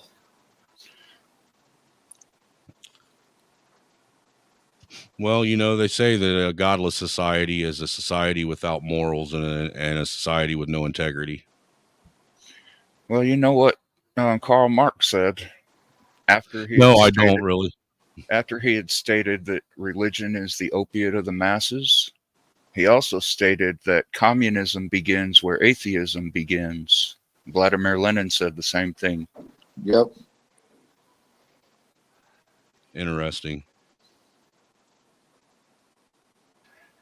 Something else I found interesting about Marx and Engels. Karl Marx was always complaining that his proletariat class didn't own anything of value except for their labor. And Engels kind of told on their plan.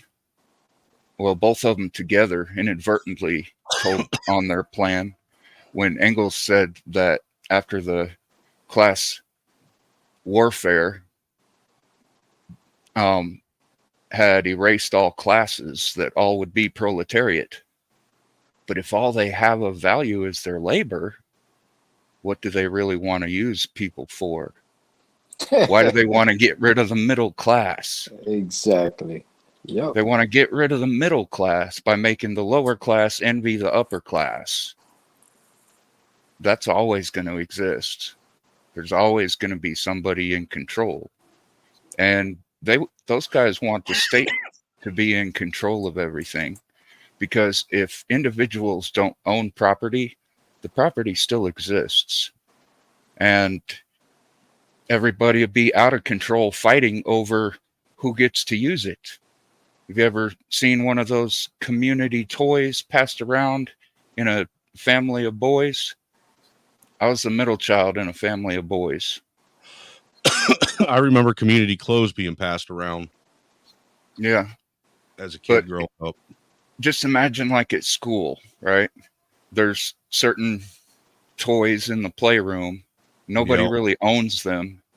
And more than playing with the toys, you got kids fighting over who gets to play with the toys. And the teacher comes in and decides for them because they can't decide for themselves. That's what they want to do with everything. Like they do with the federal land here. People aren't allowed to go there and do things on it as they please. You can't just show up on federal land and build a house. That's true. At the end of the day, they tell you, now put the toys back because they weren't yours to begin with. Right. As a matter of fact, you can't even pitch a tent. You can't even pitch a tent on federal land unless you do it under their radar. Well, it depends on what it is, because like if it's a like Hoosier National Forest, which is technically federal land because it's a federally protected forest, you can go there and throw up a tent and camp any time of the year. You don't have to get a license or anything to register for it? No. Sure don't. I'll bet they'd get you if you went there cutting down trees to build a house, though. Yeah, they probably would. But that's if, they find you. I mean, you never know. There might be people living deep enough in the forest that might be going on and nobody know about it. You know what I'm saying? I know there's people that go up to the Smoky Mountains all the time, man, and go out on a hike and never come back. Is it because they come up missing, or is it because they want to come, or is it because they come up missing, or is it because they don't want to be found? Don't want to come back to a dysfunctional society. They got to deal with people, cops, government. All right. So this next thing that I got is let me share screen real quick. Where's that?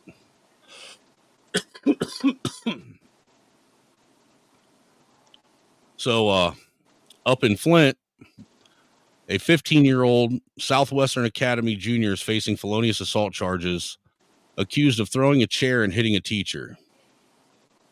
The entire incident happened in a Flint classroom Thursday morning, and it was caught on video. The disturbing video shows two female students yelling at each other. Then one of them picks up a desk chair and throws it. The video shows the teacher being struck in the head and falling to the ground. Flint Police Chief Terrence Green said the school resource officer was called to break up the fight between the two female high school juniors and found the teacher lying on the ground with head injuries. Both students were arrested. Prosecutor David Layton authorized 2 counts of felonious assault against the girl who threw the chair. Flint Community Schools released a statement saying the teacher is doing well and was released from the hospital. Superintendent Kevlin Jones said the teacher plans to return to work and the students and staff consider her a hero. Jones also said the student involved will be held accountable according to the law and the district's code of conduct. This is the actual video. A 15-year-old Southwestern Academy junior is facing felonious assault charges, accused of throwing a chair and hitting a teacher. The entire incident happened in the Flint classroom yesterday morning, and it was caught on video. We do want to warn you, the images are disturbing.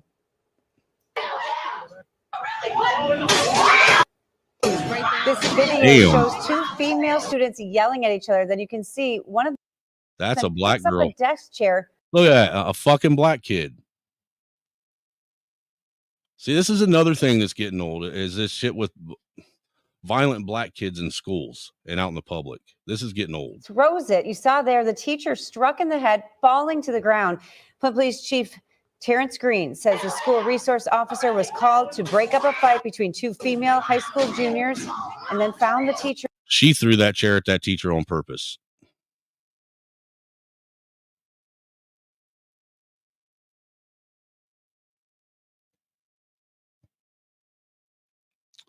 You know, have you ever noticed that when the news reports on something and it's something where a black person is being harmed, they make sure that you know the race of the person harming them? Yep. But when it's a black person doing the harming, they make sure no race is ever mentioned. Exactly. And if it does get mentioned, they try and obfuscate the intent. Say, oh, he was just trying to throw it straight up in the air, didn't really want to hit her with it, just wanted to scare her, some kind of bullshit. But when it's a white person doing something, they go as far as they can to describe the worst intentions ever. Like, he said these words and then punched the guy, but he was really trying to kill him. I mean, I don't know about you guys, but I'm getting sick of this shit because that in and of itself, that reporting practice is, they are extremely culpable and responsible for the racial tension and divide in this nation. Yes. Just because of the way they report. Words and the use of words and descriptors matter. It's funny, you know, they want to use descriptors and when it doesn't matter. And they don't want to use them when it does matter. They want to point out the cop's white when it's a black victim, but they don't want to mention the race of the guy driving through the fucking Christmas parade when the perpetrator's black and the victims are white. Not Lost thinks I was being hyperbolic when I pointed out the hyperbole from the media. When I point out how the media is hyperbolic, I'm being hyperbolic. That's fucking funny. Well, again, you guys are spot on. The problem is this. When I talk to people about certain subject matter, especially when it comes to my people, their people, your people, I tell them straight up. I said, listen, man, don't you pay attention to the delivery of the language. Snowman, that's what you just did, which is I wish people would learn from it. You are absolutely 1,000% right. When it's not their narrative, they'll point it out when it's the other side. But when it's their own side, they don't want to mention. They leave it out. Oh, no, this is not racist. Oh, no. Why? Because it came from another people? But the rest of us are just racist, any way you put it. We do, if we spit the wrong way, they look at our colors and then they want to say something about it. But when it's somebody else that belongs to their group of people or their philosophy or whatever bullshit they got going, oh, it's okay. Nothing to see here. Move on. Oh, Artie, thank you for mentioning Rittenhouse. Snowman, I got a picture here because Not Lost was asking for proof that I'm not being hyperbolic. Yeah, and it's not emotional bias. I literally watch it happen all the time.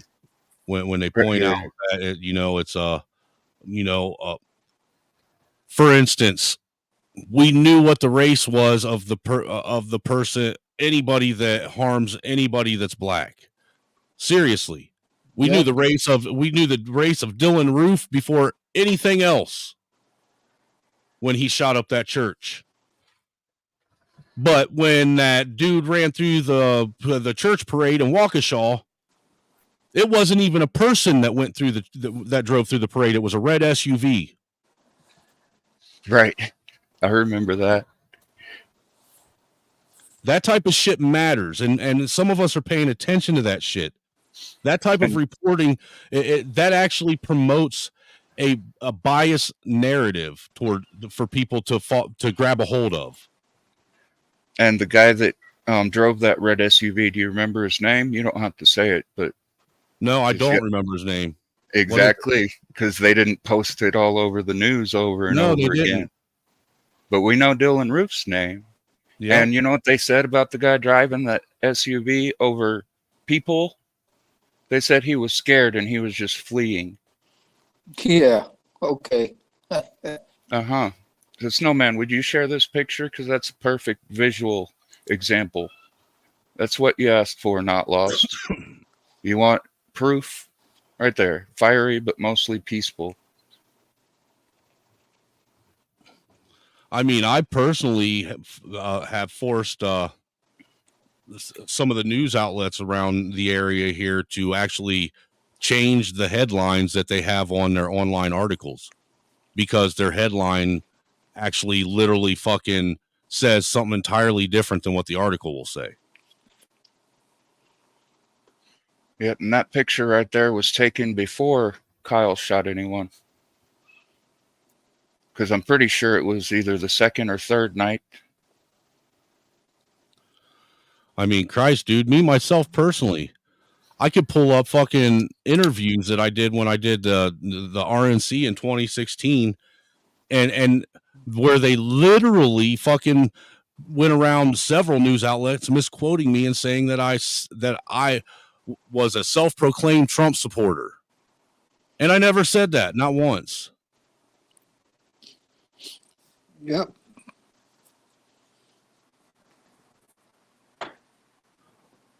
Not Lost. No, you're missing the mark on this one. Absolutely not. Absolutely fucking not. I am not just regurgitating talking points. I am literally fucking talking about my own lived experience and shit that I've done myself. Well, when you're doing those things and someone accuses you of regurgitating talking points, you know what they're doing? Regurgitating a talking point. Exactly. I'm pretty sure, and Not Lost, correct me if I'm wrong, but isn't that projection? You know more about it than I do, so I have to ask. Yes, I watch my local news every day. Every day.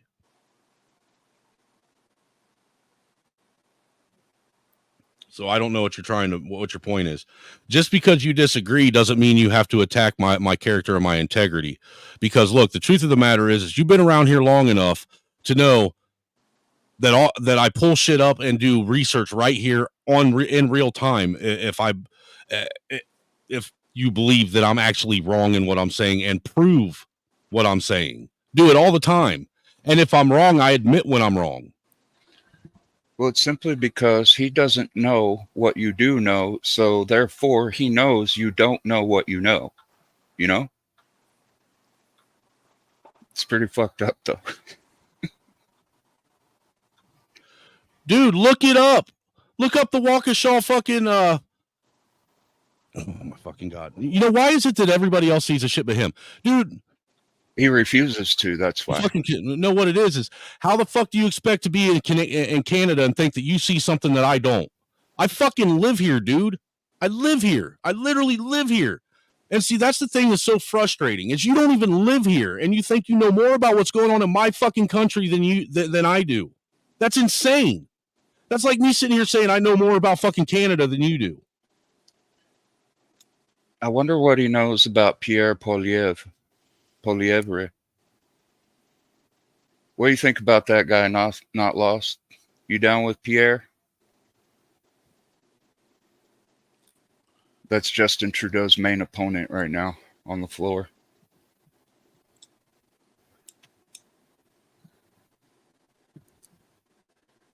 See, everyone knows they admit bad black behavior. Even the black guy in New York City on the very panel we're speaking on knows that.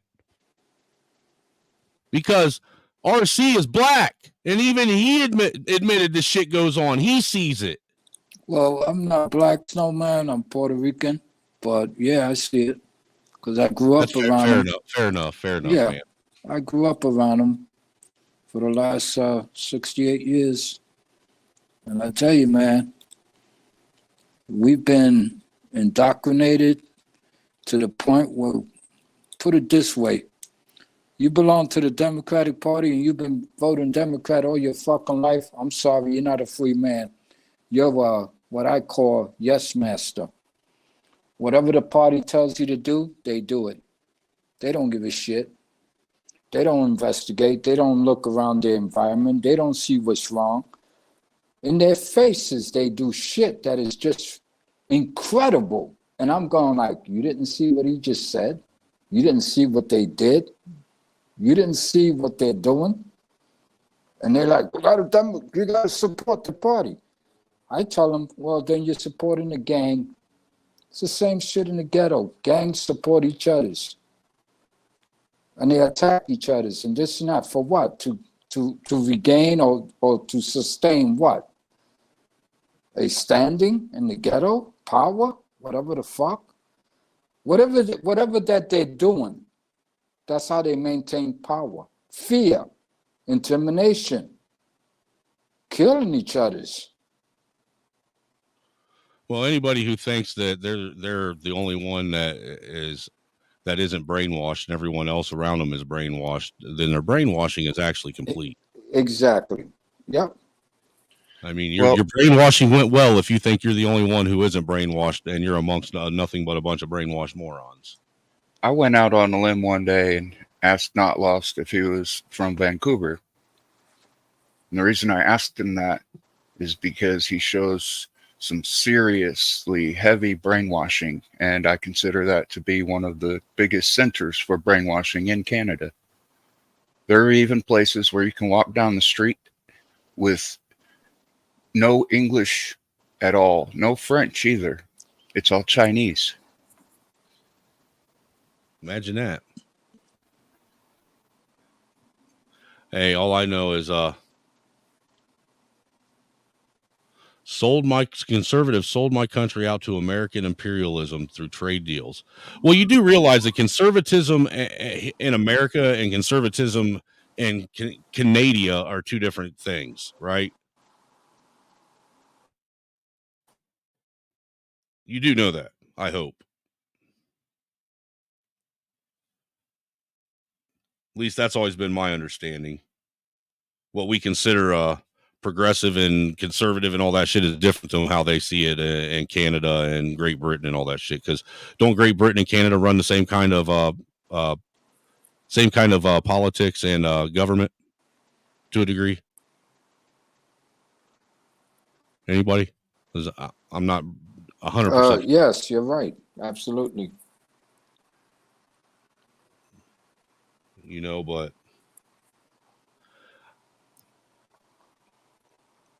I'm still waiting on you to start hopping up on these panels and challenge me and actually bring receipts rather than just talk shit in the chat. You know, because honestly, that's what pussies do that can't back up their arguments. They talk shit in the chat behind a green avatar, you know, and they project their own insecurities on people rather than actually getting on a panel and coming with receipts and challenge somebody to an actual real intellectual debate. You know, they do it out in the chat. That way they can continue pushing their narrative and their doctrine unchallenged and unobstructed. See, the thing is I'm nice enough that I just let people like you come in here and say what you want. I don't have to do that. And to be quite honest with you, I'm one of the few content creators that actually allow that shit.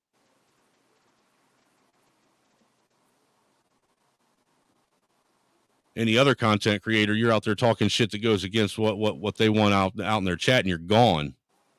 You're banned. Me, I don't care. I prefer the discussions and debates out there. But if you're going to have that kind of vitriol in the chat, then you should be willing to get on the panel and have an honest discussion and dialogue about it. And actually you prove and cite your sources, because, sir, you have a wrench and you can drop links as well in the chat.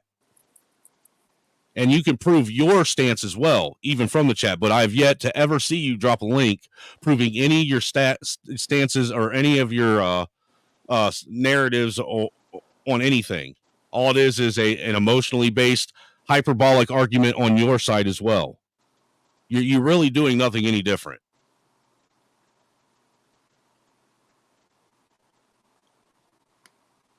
He says he's been to Vancouver once. Okay. Well, I guess he was lying to me when I asked him, and he said, yes, Manitoba. I guess he was lying then. So it's not doxing to mention that. It's not even close to doxing. He doesn't really even live there. He was lying to me when he told me. Either that or he's lying now. Either way, he's a liar. Well, what you guys think about, this girl that took out her teacher with a chair? I think shit like that kids should go to fucking JDC. Straight up. That's assault. If you think you're big enough to assault somebody with a weapon, which that's what that is, then you're big and bad enough to go spend, the next, till you turn 18 in JDC, because these badass kids are getting out of control too. If parents ain't going to fucking raise their kids right and properly, to have some respect, some general respect for the public, for their elders, and for authority, then the only thing that we can do is put them on permanent timeout. Question: was the teacher black? Or we can make military school a thing and start shipping them off shipping all of them off to boot camp, like they used to do back in the day.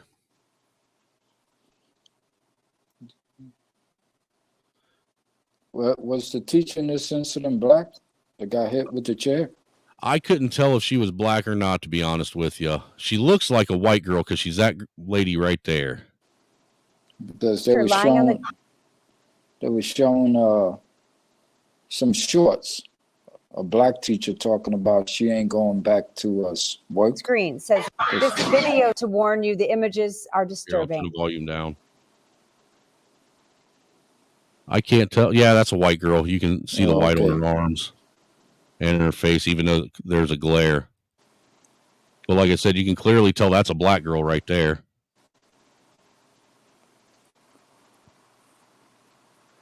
Yeah, that's a black girl. That's a white lady. And it's a class, the majority black girls, it looks like.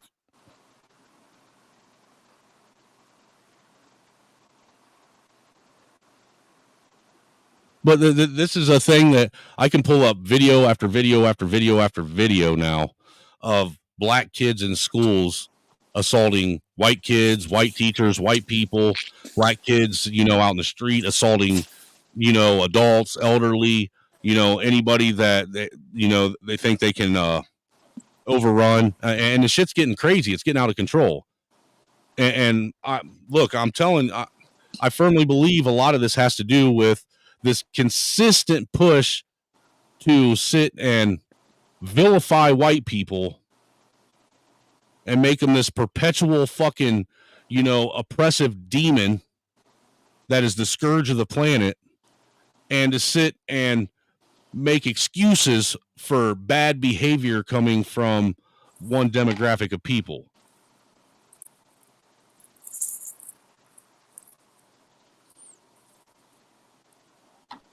Now, I could be wrong, and I could be a little excessive in my take on it, but that I'm not seeing video after video after video after video of, a bunch of, skin-headed white kids, assaulting black people, or, kids in robes and Klan hoods assaulting black people, or, the pickup truck mafia, coming through the hood, chasing down black people. I don't see that. You aren't seeing that, but you're seeing this never-ending, push in the okay for black people to assault white people, put them in the hospital, even so far as to kill them. I mean, the shit's getting out of fucking hand. It's crazy. And I don't know what can be done about it at this point.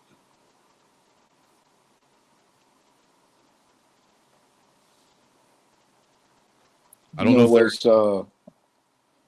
I like to answer. Somebody said in the chat that the parents should be sued. Well, if you live in the ghetto and a dysfunctional child exhibits this fucked up behaviors, if you try to do that, the first thing they say, and of course, this is what the media does, this is what the city does, the politicians, they'll come out and say, well, they're a poor family, okay? They don't really have a father to speak of, et cetera, et cetera. So they look for excuses and just regard the incident altogether by making up excuses for the people who created the action in the first place. And that's all they do in the ghetto. Yeah. See, what happens is that when a person in the ghetto goes out of the ghetto and commits a crime, then the city turns around, the same politicians, and they want to demand answers on why, when Pookie or Jose decided to leave the ghetto and go rob an ordinary person in another nice neighborhood, now they want answers to why the person was out on the street. But you know what? And this would be a press conference. The mayor would show up, the police commissioner, a bunch of politicians on both sides.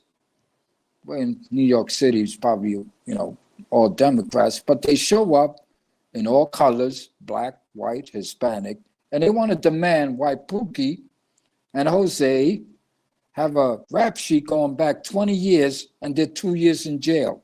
What they don't do, and they do it in our faces, is that when Pookie and Leroy was robbing us, whether it be the Puerto Rican or the black, or if he kills somebody, they don't have a press conference. They don't come into the ghetto and say, why was Jose and Pookie out of jail and have a rap sheet going back 20, 30 years and only did 2 years in jail? But the minute they leave the ghetto and do a crime, now they want answers. But they don't do that to us. Does that sound like maybe they want us to kill each other? Think about it. I don't know what they're wanting. They're definitely wanting to sow seeds of animosity and racial indifference. That's for damn sure. Yep. And again, when Pookie and Jose goes out of the neighborhood, it's a problem. But when he stays in the neighborhood and is doing exactly the same shit that he did or just did outside of the neighborhood, then all of a sudden it becomes a problem. Like, wow. School assigned girl to... Here, we got this right here. This is a school out in, I believe, where is it? It's out in Colorado. It's the Jeffco School District. But apparently, there was they had a field trip with an overnight and they tried to force an 11-year-old female child to sleep in the same bed as a male student who identified as a female student. Sleep with a boy who identifies as trans without parental notification. An 11-year-old girl was assigned to share a bed with a male student who identifies as a transgender girl while on a cross-country school trip, according to a demand letter sent Monday. That girl's parents are now calling upon the public school system to provide answers and clarification of its policies related to children who identify as transgender. Joe and Serena Wales are calling on the Colorado-based Jefferson County School Board and Jefferson County Public School Superintendent Tracy Dorland to clarify whether they will continue this practice of intentionally withholding information about rooming accommodations from parents who object to their children rooming with a student of the opposite sex. Why are schools getting away with withholding any information involving their children? Exactly. Why are these schools being given the authority and the power to act as if these children are theirs and being able to, you know, basically do whatever they want with these kids? I mean, this is fucking crazy. But again, you know, I'm probably just, you know, more right-wing conservative fucking nut talk, you know, because people are pointing it out, you know. Eventually you would think, after you hear report after report after report after report after incident after incident after incident after incident of this shit, that you would start realizing that these aren't just small little isolated incidences. Yeah, that's just your white supremacy talking. Oh yeah, my bad. You know, reasoning skills, being That's able right. to. You're just being a racist, you know. I didn't know having you know, being able to cognitively think about things, have objective, you know, reasoning skills, and to be able to comprehend the things that I am seeing and reading and put two and two together. I should have figured that was white supremacy and that was racist, but you know, I didn't want to jump to conclusions and assume, because even that because that in and of itself, you know, to assume something might be white supremacist would be white supremacist. Oh, yes, it would. Check your privilege.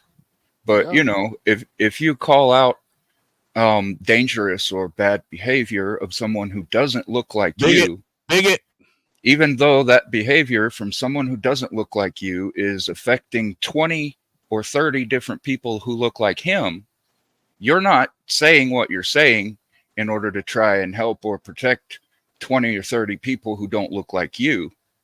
You're attacking the one person because he doesn't look like you, not because of his behavior. You're just a bigot, a big ass bigot. Regardless of their gender identity. Quote, this practice renders it impossible for these parents to make informed decisions about their child's privacy, upbringing, and participation in school-sponsored programs. They're also requesting there to be an option to opt out of this rooming policy for future school trips. I repeatedly told parents that the boys and girls on the trip would be roomed on different floors.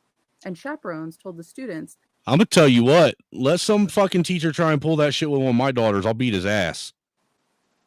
Straight up, I will beat the fucking shit out of somebody they try and force my daughter to sleep with a fucking male student. I will beat the fuck out of you. And not even fucking think about it. Not even fucking question whether or not I'm going to get arrested. I will willingly beat the fuck out of you knowing I'm going to jail. Because that's my daughter. You fucking sick fucks. that boys would not even be allowed to visit the girls' floor. Their daughter, who is 11 years old, was assigned a room with 3 other students. 2 of these students were girls, and the third was a boy who identified as a girl, and that the 11-year-old girl would be sharing a bed with the trans-identified boy, to which her parents were, quote, definitely not aware of. This, of course, made the young girl uncomfortable, so she snuck into the bathroom and called her mom, then went downstairs to meet in the lobby to discuss the matter. Her daughter was apparently, quote, terrified and really upset about the idea of sharing a bed with a biological boy, even if she had a good relationship with this student. Serena Wales told the Daily Signal, quote, 1, I was really upset that she was put in that situation at 11 years old. I don't feel that it is fair to put kids in that kind of situation, and 2, that we were not even given the information that this was a possibility before the trip. I cannot imagine how these parents are feeling right now, and I'm just glad that nothing bad happened to the kids. This is obviously getting out of hand. Parents are left in the dark, and now children are being put in scary, uncomfortable situations. By the way, eventually the trans-identified boy was moved to a different room with another girl. And throughout the entire evening, the trans-identified boy's privacy and feelings were always the primary concern of the employees there, and they disregarded the young girl's privacy and the parental rights of her parents, and then silenced her when the teacher told the 3 girls that were involved in this situation that they were not allowed to tell anyone that the other child was transgender, even though they voluntarily chose to share that information. Because according to this demand letter, the school's district policy is, quote, in most cases, to room students based on gender identity rather than biological sex. And that right there tells you everything you need to know about the values of that school and how they really don't even respect the children. They're just following the blind narrative created by the LGBTQI agenda.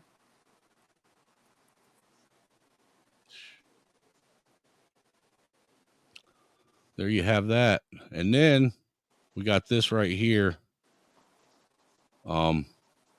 This is a guy who went in, and he's one of the, his name's Joe Curran, and he's a member of the Gays Against Groomers of Colorado. He actually went to the Board of Education for the Jefferson County schools, and this is what he had to say about what was going on. And this dude is actually a flaming homo too. So Good evening, esteemed Jefferson County School Board. For our newly elected board members, let me introduce myself. My name is Joe, and I'm a director for the LGBT nonprofit organization Gays Against Groomers. I live here in Jefferson County with my husband and our son, and as such, I'm speaking with authority as both a member and a parent of the LGBT community.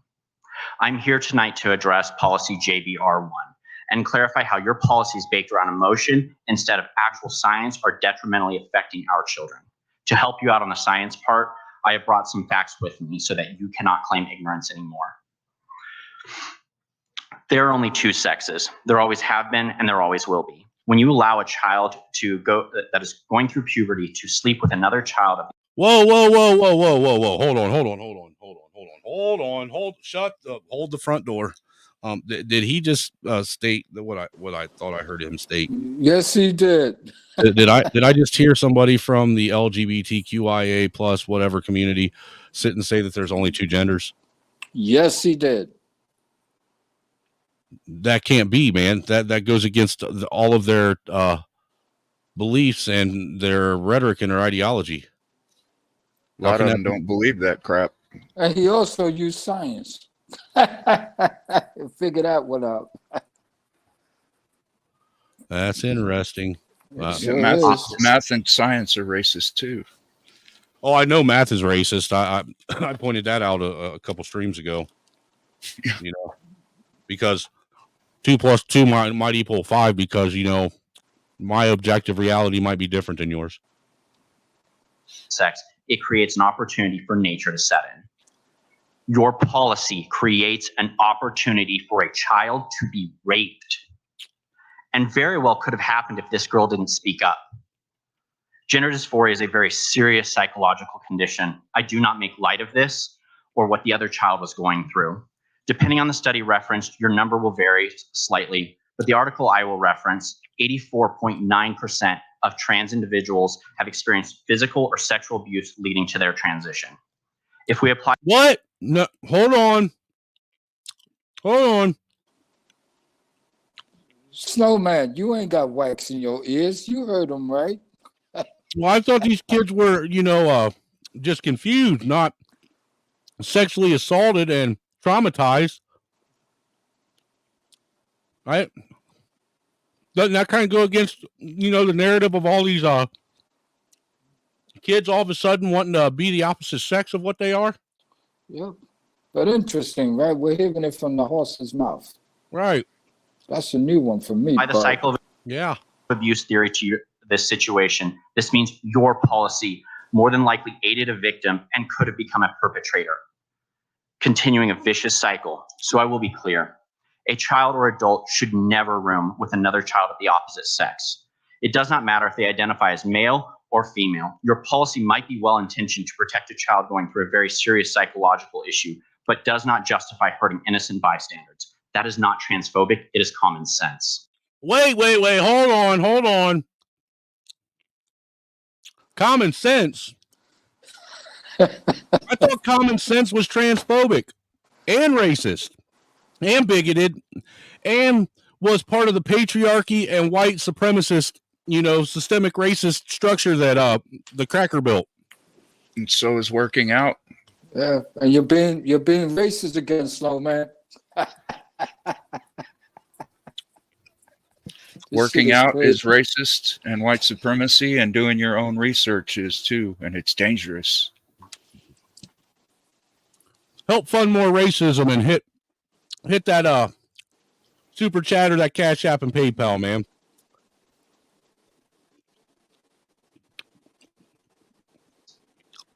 Something this board clearly lacks. As 1 in 4 females will be sexually abused before they turn 18, this policy is absolutely unacceptable. We at Gays Against Groomers denounce this policy. We stand with the rest of the parents here tonight to say enough is enough. We call for immediate... What? Enough is enough? I didn't know anything even started. I was under the impression that this was all a big fucking made-up scenario going on in my head, and that I was making a mountain out of a molehill. To hear this big old homo right here talk, he's even had enough.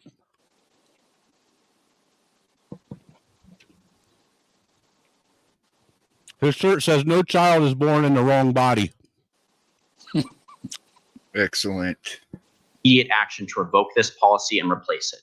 The new policy should be as follows. Children attending an overnight school-sanctioned event shall only room with children of the same sex. Students who suffer from gender dysphoria may request a private room at their own expense or choose to... Hold on. No. Now, that's being, some kind of phobic and ist and, whatever. On top of you forcing me to incur more charges, why should I have to pay more for... This guy's making too much sense. I don't know where did he come from? He can't be gay. There's no way he's married to a man.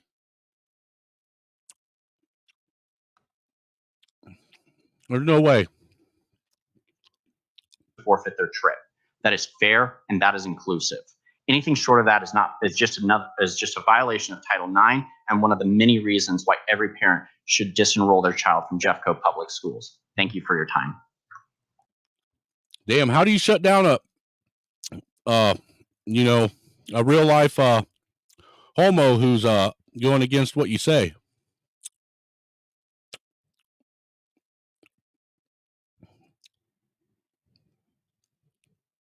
Transhausen by proxy, a psychological disorder in which a caregiver, especially a parent, convinces or indulges a child's belief that they are in a wrong body and transitions them for their own outside validation. I love that. Transhausen. Like Munchausen. Yes. Oh, yeah. A trans child is like a vegan cat. We all know who is making the decisions. That mom has a serious case of Transhausen by proxy. You know what I get from it's about time that they speak up against this, because the trans people have been including themselves with gays and with the feminists and with all the street people and everybody since 1969 or even before that. You check out the Stonewall riots and the Star Manifesto. That's when they started mixing all of these oppressed classes together. Right, and to be according to today's narrative, to be transphobic is to also be racist and anti-black. Right. I actually made girl to sleep with a boy. I Oh, just sorry. made a 2-minute video about the Stonewall thing with a little musical tune and some screenshots and video clips. I took a 45-second video and cut it up and added to it. Thinking about uploading it tomorrow. I got to figure out a title for it. I was thinking about Made a Wish to Be a Star. I agree with Artie that flamer that we was just listening to needs a statue. Needs a definite statue. This guy right here, I don't know who he is specifically. I'm assuming he's he's giving a lecture at a college or a high school or something. I'm assuming a college because the kids seem to be a little bit more knowledgeable about things. But it's actually rather it goes along with the last two videos because it's revealing how we got here and where all this came from. It's all stuff that you've talked about before and people you've already mentioned multiple times over and over and over again, Cyber, believe it or not.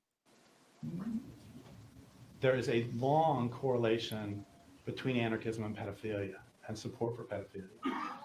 Wait.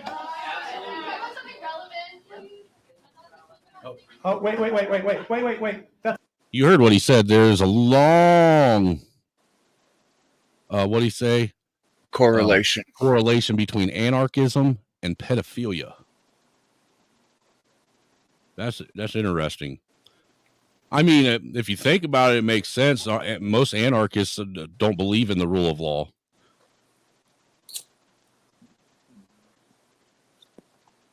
That's a beautiful line. Thank you so much for asking. How about something relevant? I've been talking about rape culture all day, and pedophilia and the support of pedophilia is not rape culture. Actually, it seems you're acting like this is a spurious connection. So we're going to play Jeopardy. We're going to play queer theory. We're going to play queer theory pedophilia Jeopardy. Okay, answer. Commonly called the godfather of queer theory. Who is Foucault? Okay, 100 points. 100 points. Foucault. Another way to ask this is who argued? No, I guess the answer would be argued for the eradication of age of consent laws as in down to infants. Michel Foucault. Okay. That says a lot right there that the guy that is touted as the godfather of all this and is behind all the psychology and written doctrine believed that you should be able to have sexual relations with an infant child. Yeah, you know, the woman that launched the trail to queer theory, Simone de Beauvoir, also was an enormous advocate for feminism, was friends with Mao. She was fired from her teaching job after being accused of SAing her students. And you know what she did after that? She moved and advocated to release prisoners that had been convicted of that, and also moved to abolish age of consent laws in France. Who identifies as trans without What? parental notification. Yes, sir. Simone de Beauvoir. That almost sounds like the Supreme Court justice that we had. What's her name? The black one that was that gave uncharacteristically lax prison sentences to serial pedophiles. Ketanji Brown Jackson. Yeah. Yep. And she didn't do it just once, but she had done it multiple times in multiple different cases. Reminds me of her. An 11. Next one. The author of the founding document of queer theory. Who is Gail Rubin? What percentage? No, the answer is 50%. Question is? The amount in that article that was a defense of pedophilia, specifically, quote, boy lovers. So 50% of the people in that article that they're referencing were in defense of pedophilia. 50% of the people referenced. That is fucking insane. Big shocker there. Oh.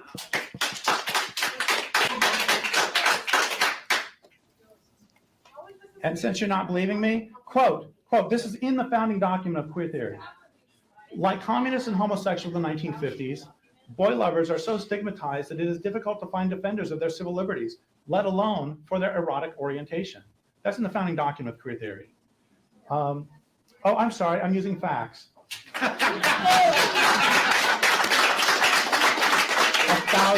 thousand apologies. One must never let facts in the way. Oh, that's she also racist. Compared, by the way, she compared pedophilia to a preference for spicy food. Wow. The thing is, I have never heard of anyone who has to have years of therapy because they ate hot and sour soup. Okay, so up to 200. I don't know. I almost needed physical therapy for eating a whole fucking ghost pepper once without realizing what it was I was eating. That's fucking retarded, bro. Come on. I'm just saying, dude, that thing, dude, my mouth had never been so on fire. If I had hiccups for like an hour over that shit, dude, my face turned red. I was traumatized. I got PTSD from it. You know, every time I see a pepper now, I like spaz out, and you know, the fucking Charlie's coming to get me. Charlie's coming to get me.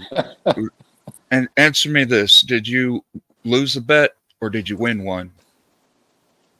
Neither. Damn it! I was hoping you wouldn't say that. I was hoping you wouldn't. You did it for fun, didn't you? No, somebody asked me if I like peppers. I was like, yeah, I like peppers. He's like, here, try this, and I was like, what is it? And he said, I'll tell you after you eat it. And I just took a big old bite out of that motherfucker, dude. And about 7 chews in, I knew that I made a mistake. Actually, I knew as soon as I bit it that I made a mistake just by the way it tasted right off the rip. Can't go back now. Yeah, you kind of had I had no choice but to finish it, man. But god damn, dude, I'm gonna tell you what, dude. I did suffer some sort of PTSD from that. I know I did. I know, because it took forever for me to be able to even touch hot sauce again. Now it is pedophilia and queer theory for 300. That would be author of Macho Sluts. Author of Macho Sluts and Public Sex. Pat Califia.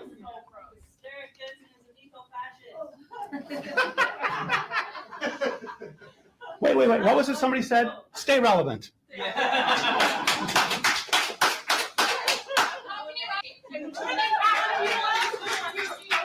Okay, let's talk about Pat Califia.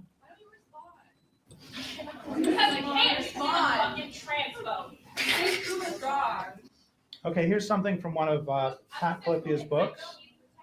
You know, it's really interesting. It's really interesting that when I actually start talking about the relationship between queer theory and anarchism and pedophilia, that it becomes, they really want to shut me up now. Okay, so here's Pat Califia. That is interesting when he goes to start pointing out and bringing, together what, correlating what the things together, how they start losing their mind and wanting to shut him down so that the truth of what they're trying to do isn't exposed. It's rather interesting, to say the least. I'm just saying. Pat Califia. Oh, wait. Just a second. I was accused of homophobia because I'm against pedophilia. Who is it who actually makes the connections between that? Uh-oh. Okay, here's something by Pat Califia. Pat Califia has written, any child old enough to decide whether or not she or he wants to eat spinach, play with trucks, or wear shoes is old enough to decide whether or not she wants to run around naked in the sun, masturbate, sit in someone's lap, or engage in sexual activity, by which she does not mean play doctor, she means with adults. She's very clear about that because she also says that pedophiles should be more and not less invested in children's lives. Okay, so we're at 300. 400 is the most famous queer theorist of today. Answer. No, it is not Judith Butler. It's who is Judith Butler.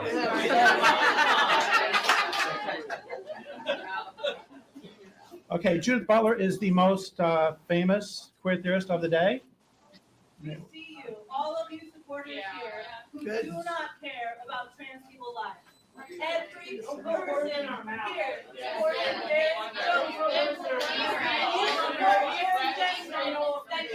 Okay. Here's a great quote from Judith Butler. It's interesting that we're being forced to support these people's lives, but they don't show they don't reciprocate the same thing back. Yep. You know, and it's interesting that there's so many people that aren't of that ilk that are siding with them and thinking that we should have to bend the knee to them and that we need to show them and care about their lives. But, you know, it's all right for them to go around and sit and say that they want to murder, you know, all straight people. And that is being said. I can pull up videos of it. Oh, yeah.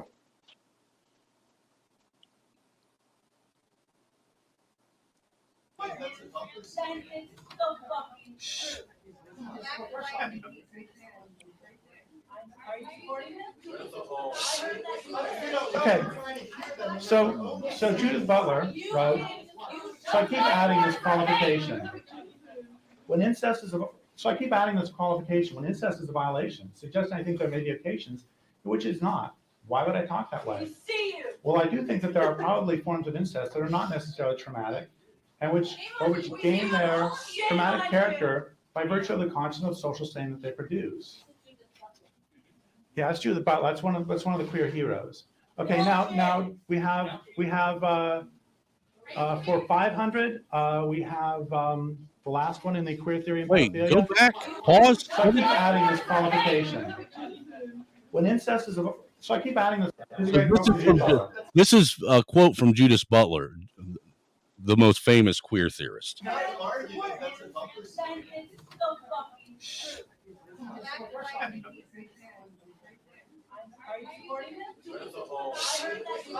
Okay, so Judith Butler wrote, so I keep adding this qualification. When incest is a violation, suggesting I think there may be occasions in which it's not. Why would I talk that way? Well, I do think that there are probably forms of incest that are not necessarily traumatic, and which gain their traumatic character by virtue of the constant of social stain that they produce. Yeah, that's Judith Butler. That's one of the queer heroes. That's interesting. So trying to normalize incest and pedophilia.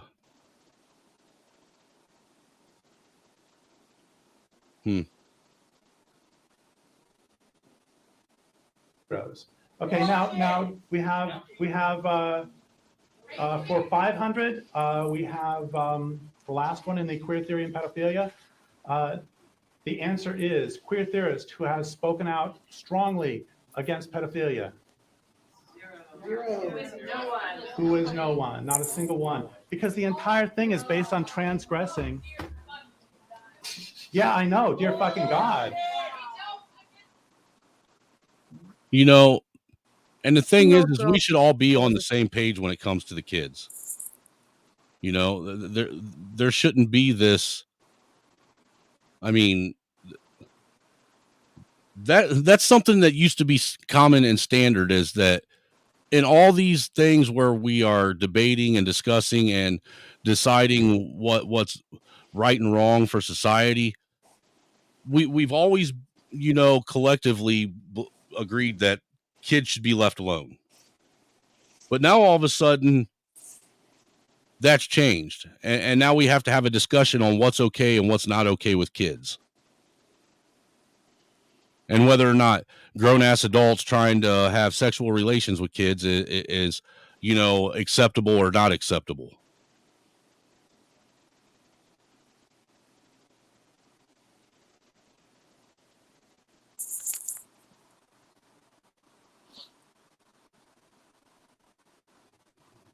I don't know.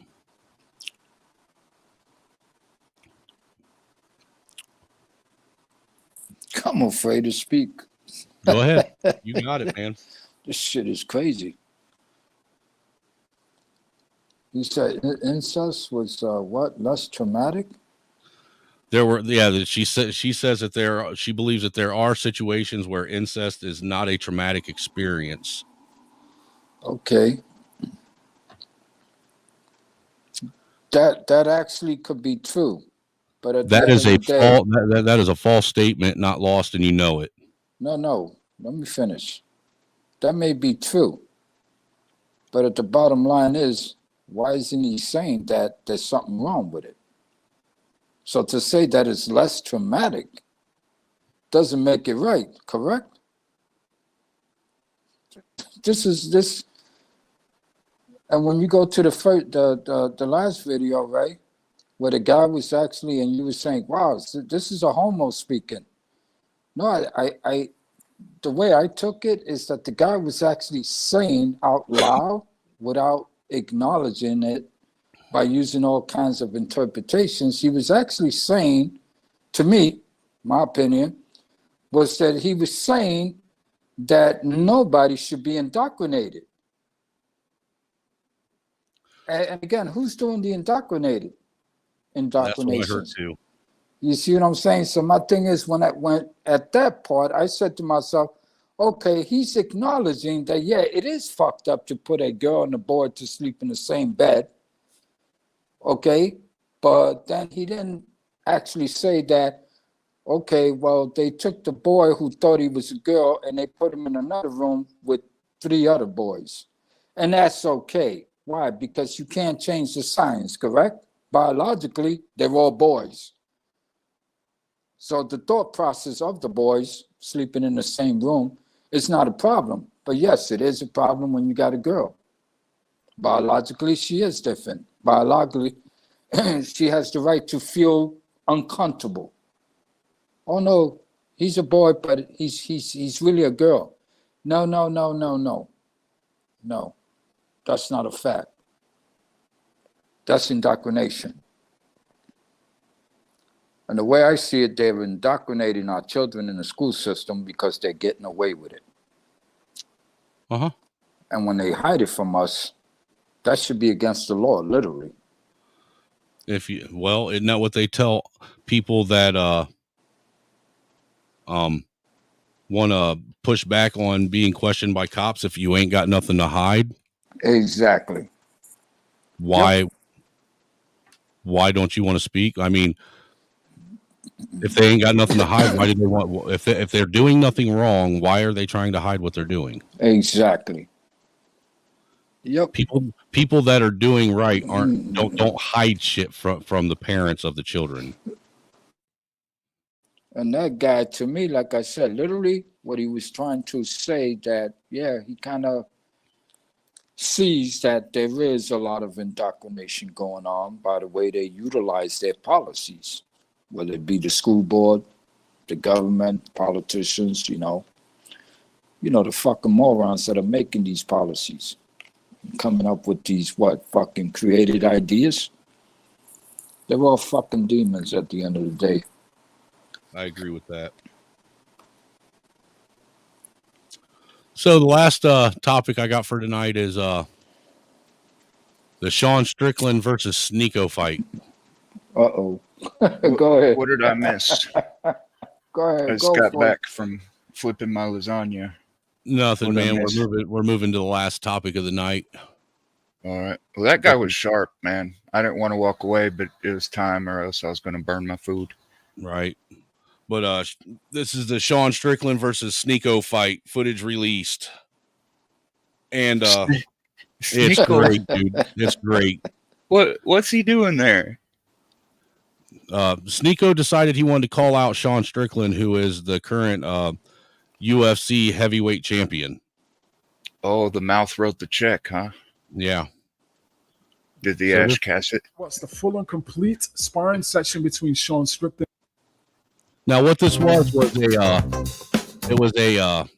UFC sanctioned spar, is what it was. It wasn't an actual real fight, but it was put together, and it was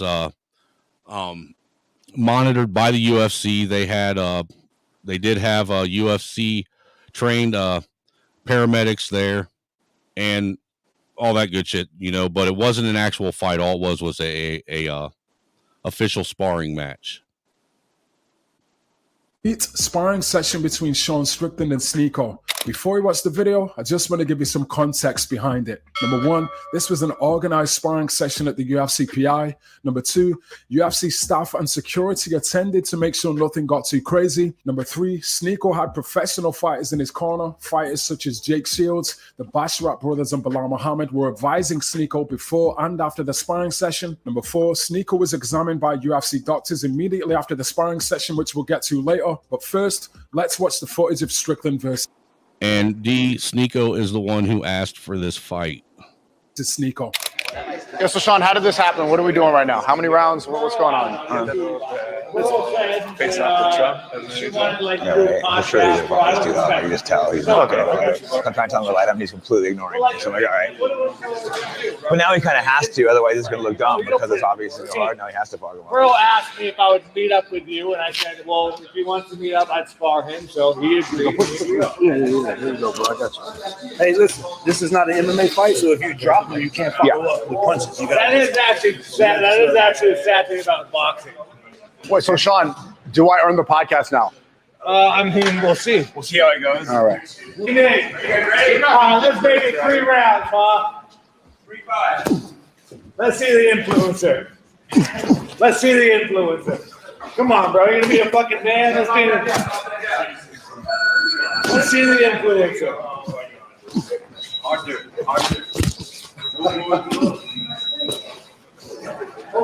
So you're about to knock me out. How cool that would look for your. You can actually accomplish something by doing nothing. Dude, tell me he doesn't look like a fully grown fucking barn cat playing with a brand new baby mouse. Yep. I mean, seriously. That's what he looks like. He's playing. He looks like he's a fucking grown ass cat playing with his dinner. Sit down on the hooks, Sneako. I hit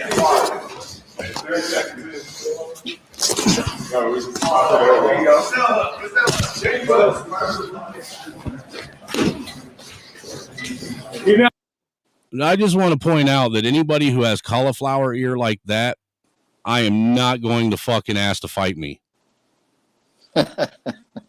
That right there in and of itself is a telltale sign that man's been in way more fights than I have and survived. And he probably does this for a living. I'm not fucking with him. No, as this round progresses, the second notice it works for you. Double up the fights,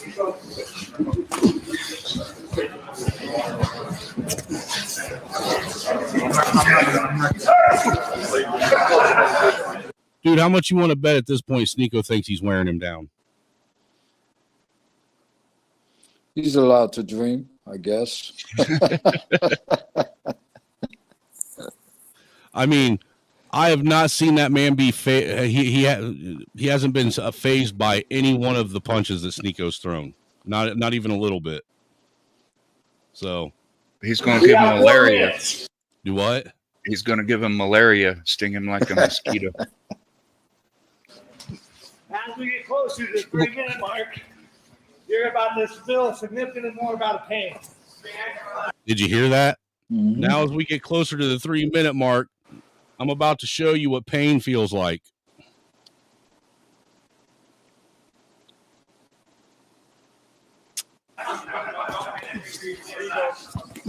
They should be setting it in right now that nothing you can do can hurt me.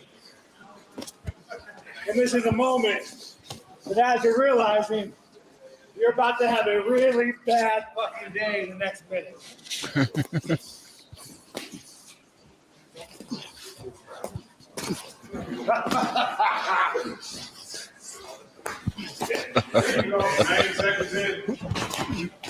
Here we go, bro. You're doing so good. Don't worry about your mic. Here's this moment you're realizing that you cannot hurt me. Good work. Oh, you motherfucker.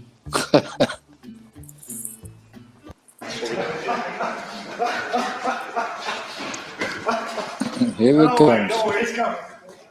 Oh, You're it's very coming. tough influencer. 3 minutes left. Is it set in yet? In 3, 2, 1.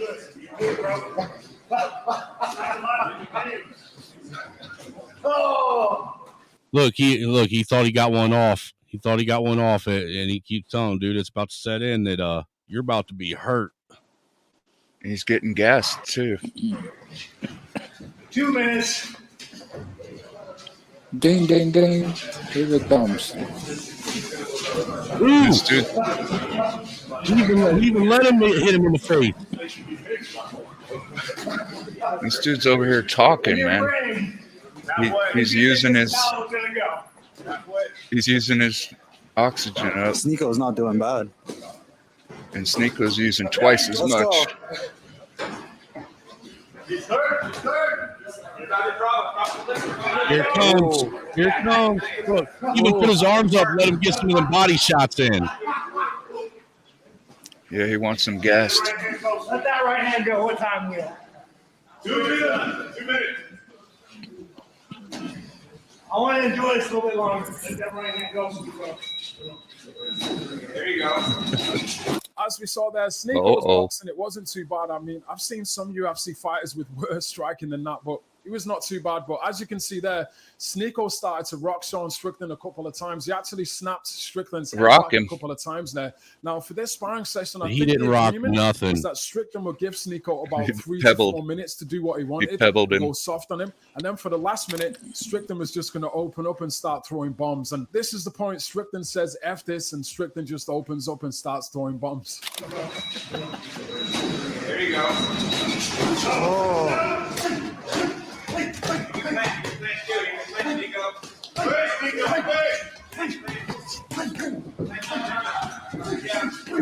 Jesus. Did you see all the towels? There they go. Look. They threw like 3 towels in the fucking ring. Hey, but for real, shout out to Sneako for taking all that fucking beating and not fucking going down. I will give him that much. I mean, shout out to you for being able to take the beating and not fucking get knocked out and go down on the floor. I thought he'd hit his back in 3 blows. I was impressed that he ate all that and took it. Yeah, he did. Fall down, Sneako. You didn't fall down. Look, even Strickland's impressed that he didn't fall down. But afterwards, Strickland and Sneako actually showed respect to each other. There was no malicious intent. As I said, this was an agreed and mutual respectful sparring session. It's just unfortunate that Sneako ended up getting his nose busted up in the process. Now, afterwards, not really too much goes on here. There's just a little bit of banter. And then Sneako leaves and actually goes for a medical examination with the UFC doctors. Now, just before I would recommend you go and get a psychological examination too for even suggesting that you get in the ring with Sean Strickland. That was not the smartest thing in the world. I'm just saying. before that, Sneako actually had a conversation with Bilal Muhammad. Bilal did actually. But, you know, like I said, that was funny shit, man. You got to admit, that was some pretty funny shit. Real fight would have ended in 30 seconds to 45 seconds. But apparently, Jake, or Logan Paul or Jake Paul, one of them has called out fucking Strickland now. I think it's Logan Paul. Isn't he the one that thinks he's an MMA fighter? Keeps getting his ass kicked.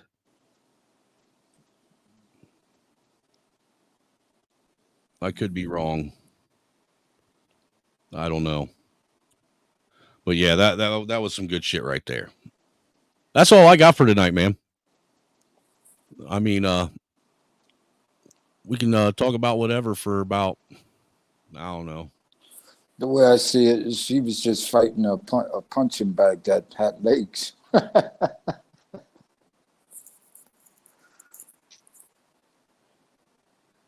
Yeah. But yeah, man, we can sit here and chop it up for about another half hour, but unless I get some kind of donations, I'm only gonna stay on for another half hour. That'll be 3 hours. Look, I said donations, and as soon as I said that, my viewership dropped by 3 people. I donated to one of your songs. I think it was yesterday, day before. Yeah, I saw that. Thank you for that, man. I was like, I yeah, was I like, thought- damn, why did I get a random Cash App or PayPal rather? Now I know why. Which song was it? I don't remember. It was fucking. It was late. One of them you liked, apparently. Yeah. Well, I liked a few of them, but I think it was about 3 a.m. Could have been later. Yeah, it was about that time because it came at a very unusual. I remember I was on a stream with, I forget who I was on a stream with. I was on a Jay Rilla's stream, and it came through. I was like, why the fuck am I getting a PayPal? And then I saw it was from you, and I was like, huh. I wonder why he sent me a PayPal. Maybe he misses seeing me on YouTube, and he's sending me a donation to, get me to fire my stream. Yeah, my thing is, like, I'm not cheap with my money. You know what I'm saying? Right. But, you're not the only guy that I give money to. I know I'm not. I know. Sometimes people say, like they take my age and they go, I said, listen, motherfucker, if I didn't have the money, what makes you think I would send you any if I didn't have it? I sent it because I got it. It's no big deal. My thing is, it's just, you wasn't on. You put a bunch of videos, some songs, and I just sat here and I looked through a few of them, and I said, let me send them, $10 here, and then I sent Mo some money. I don't give a fuck. If I got it, I got it. If I don't, right. And I ain't mad at you, man. And I honestly, I greatly appreciate it. You're one of the, regular channels contributors. You know what I'm saying? And it's greatly appreciated. And I've donated to multiple channels over the years, man. And sometimes these fucking, you got some YouTubers. Listen, I don't look at you guys or any of these YouTubers as perfect people. That's not what I look for. I look for that you talk about contents that we need to be having a discussion about. And when it's out there and it's good, I said to myself, shit, I don't mind sending, 10, 15, 20 over his way. Right. Because somebody's doing something to help us understand what the fuck is really going on in this fucking dysfunctional society we now live in. It's it wasn't very always dysfunctional. like this, Oh, dude, it's so much different than it was just 30 years ago. I'm telling you. People say, oh, you think like a... I said, listen, man. I think it was on Jay's show. I said, listen, though. I said, everybody's blaming a certain group of people. I get it. And they should be, called out or whatever. But the truth of the matter is 30 years from now, or the next 2 generations, you know what they're going to be talking about? They're going to be talking about crack baby mamas. They're going to be talking about this shit, this and that. At the end of the day, right, nobody's doing nothing to fix nothing. So we're going to be talking about this shit. In other words, our next future generations will be talking about our generation. Right. And they're going to be talking the negative shit about our generation. They're not going to point out that guys like you and other people were trying to bring out the facts. No, they all going to remember it's the negative shit, and then they're going to play the blaming game. Again, this is what generation does after generation. Blame the generation before.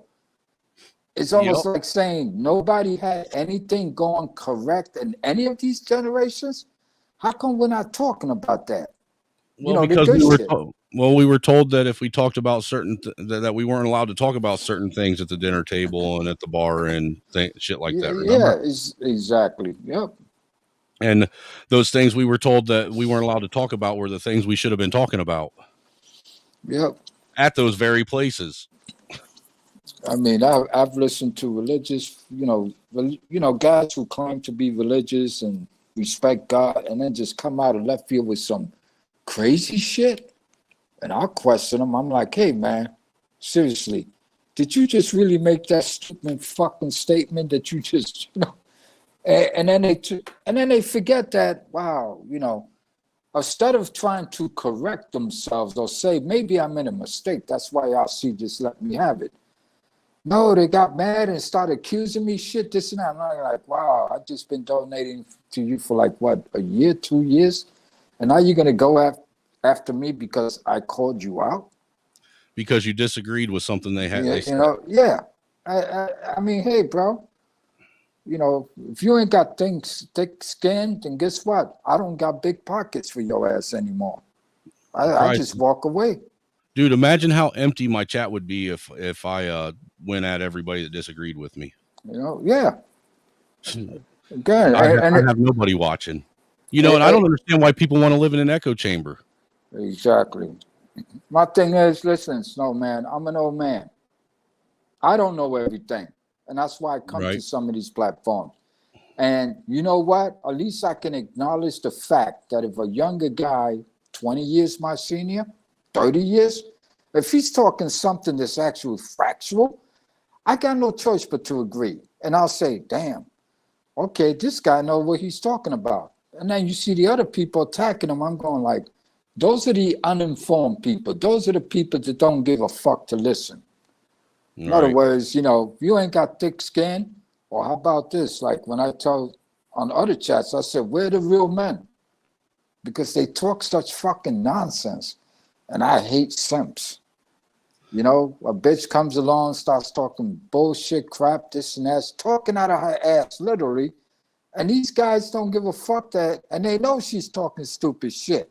All they want to go is like, oh, I got to get in this bitch pants, this and that, whatever. What's sad is the female doesn't even know that's happening. And I'm going like, holy shit, this is where we at, bro, as a society. Well, it makes me wonder if the female really doesn't know and if she's just playing along because she's getting what she wants. Oh, no, well, again, you know, a player knows a player, right? Right. Players know how to play each other's. That's why I tell people, man, and the con job continues. They go, what do you mean by that? Well, I'm sorry, look it up. If it's in a dictionary, oh, well, if it's not, then, you know, you'll figure it out. Oh, no, he's talking about this. Yeah, that's the problem. You don't know what I'm talking about because you don't listen, and they don't listen to others. They don't absorb shit. See, and that's the thing is I don't claim to know everything either, man. I don't claim to know anything. I just try to have the discussion, have the talk. Know, that's it. That's it. Like they'll say, why are you defending white people? Actually, I wasn't defending white people. I was saying is that, have you traveled? Have you got on a fucking bus? Have you? Why do you got to make it a white or black thing? You know, why does everything got to be a white or black thing? Everything. Because if I mention, let's say I mention the Appalachian, or if I mention a state like South Carolina, and I say, well, I served in the military, I got to travel. Would I have traveled if I was in the military? Possibility not, right? But since I did, I got to see how other folks live and strive or didn't strive, this and that. And everything's about the ghetto, you know, my culture, this and that. Oh, you know, white privilege, this and that. And I look at them, white privilege.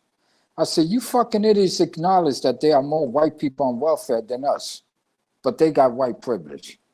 Oh, no, but you know, what are you told? They do this. I said, well, I don't get it. You're answering your own question. Like when they have their stupid discussion, I'm like, listen, I got to see how other folks strive, live, this and that. Not all the people you claim have it all, has it all. Well, what's crazy is those same people they'll use population density to back up their argument, but we'll forget that population density even exists when you want to talk about, you know, the black crime issue. You know, when people try to point out, you know, if you look at the black population and the amount of people that have committed crimes.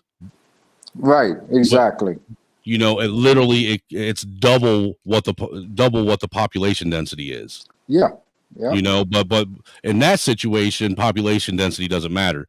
You know, and it's not black on black crime; it's a proximity crime. Exactly. Okay, whatever you want to call it, it's still an issue that needs to be addressed. Right. And you can't address it by blaming it on whitey.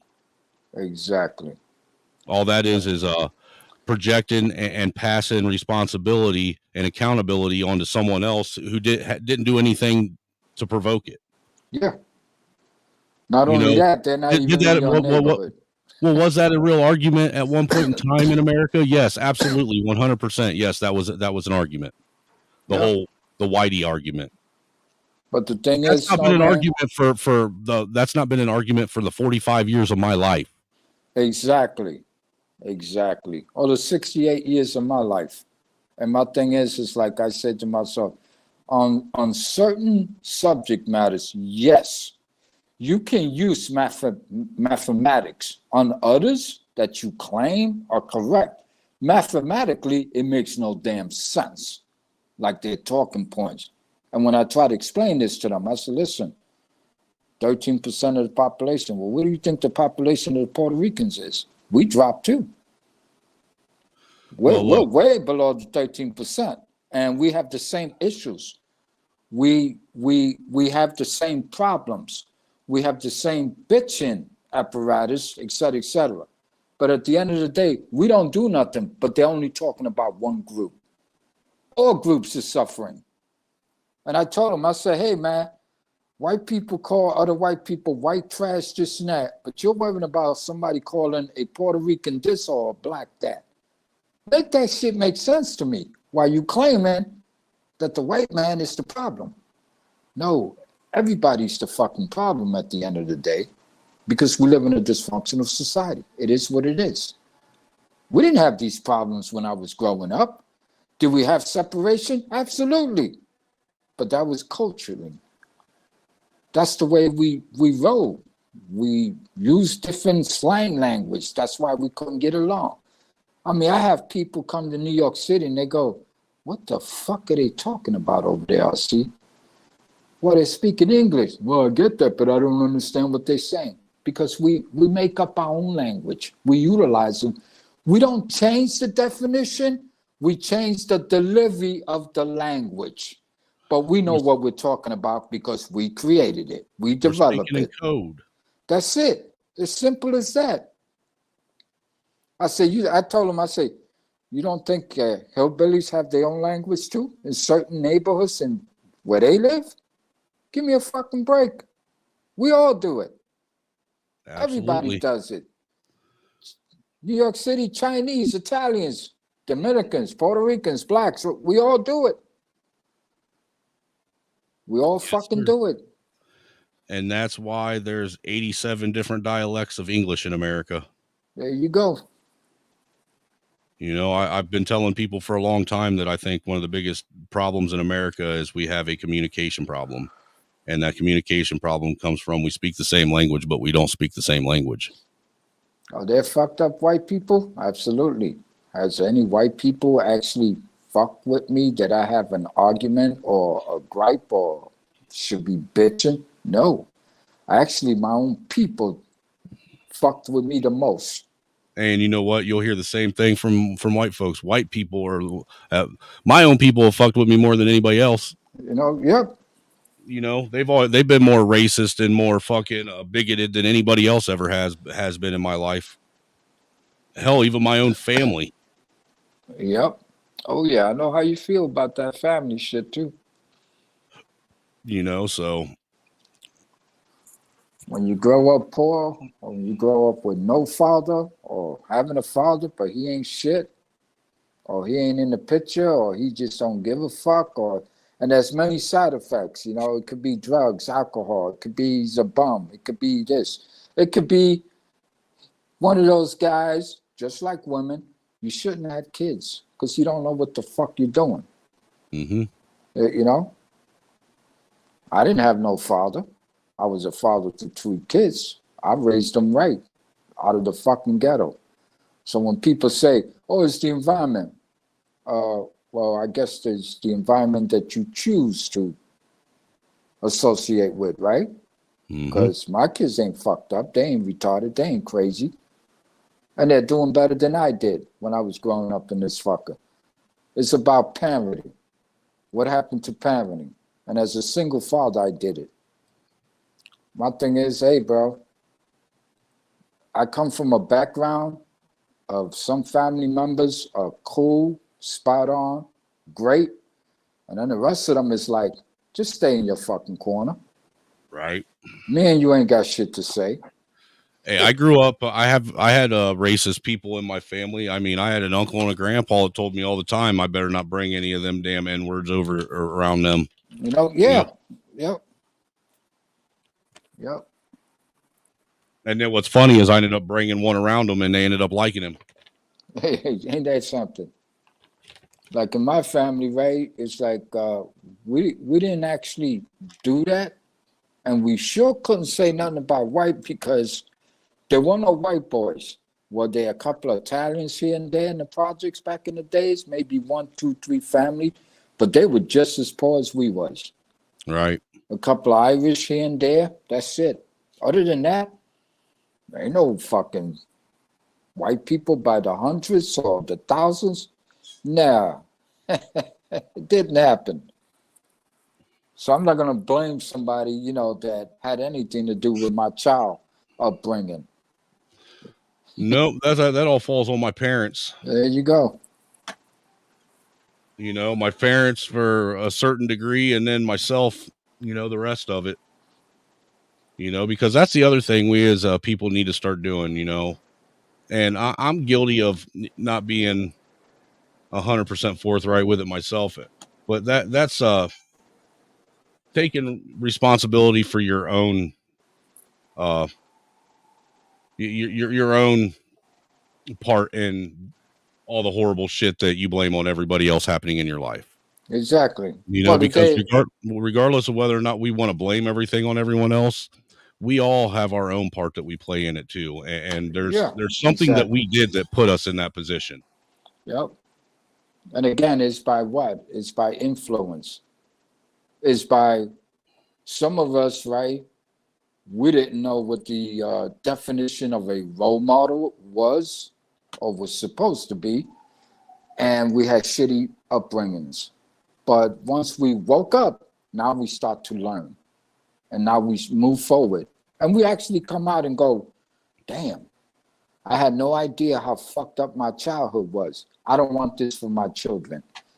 See, for a person to realize that and know that, guess what? Now you onto the road to maybe fixing something or fixing the rest of you. In other words, you're going to have children or whatever, and you're going to make it your business that you're going to be their father, and you ain't going now nowhere. on the road to recovery. Exactly, you know? And then the rest of the younger society look at us and go, oh, what do they know? This and that, whatever. Motherfucker, you're just 20 years old. What the fuck do you really know? You ain't even started living yet. Give me a damn break.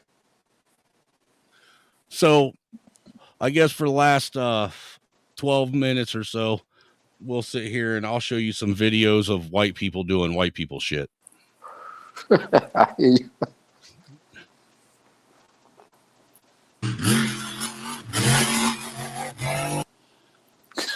Do you think he's going to make it? I'm looking at it. I'm going, oh shit. Let's see. I think he is. You don't think that he's questioning his life choices right now? Oh, hell no. But did we? Think about it. No, actually, I bet you that dude is up there fucking screaming and enjoying the shit out of this right now, man. Oh, hell yeah. Yep. He is straight up pulling off.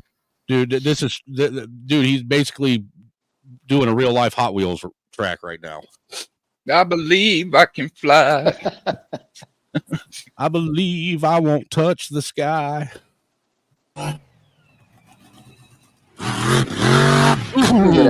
Nasty. That was a nice landing, dude. That was nice. Oh yeah. Yep. Did you see how he cranked his motor to spin the truck and get some force going? Well, did you know what is that? Is that centripetal force that he used? Yeah. Yes, and the thing with the monster trucks too is both their front and their rear axle are independent of each other as well. Oh yeah, centrifugal. That's right. Centripetal would be what he used to go up and coming down. But here, check out the inertia. The inertia from turning that motor turned his vehicle in midair like that a little bit.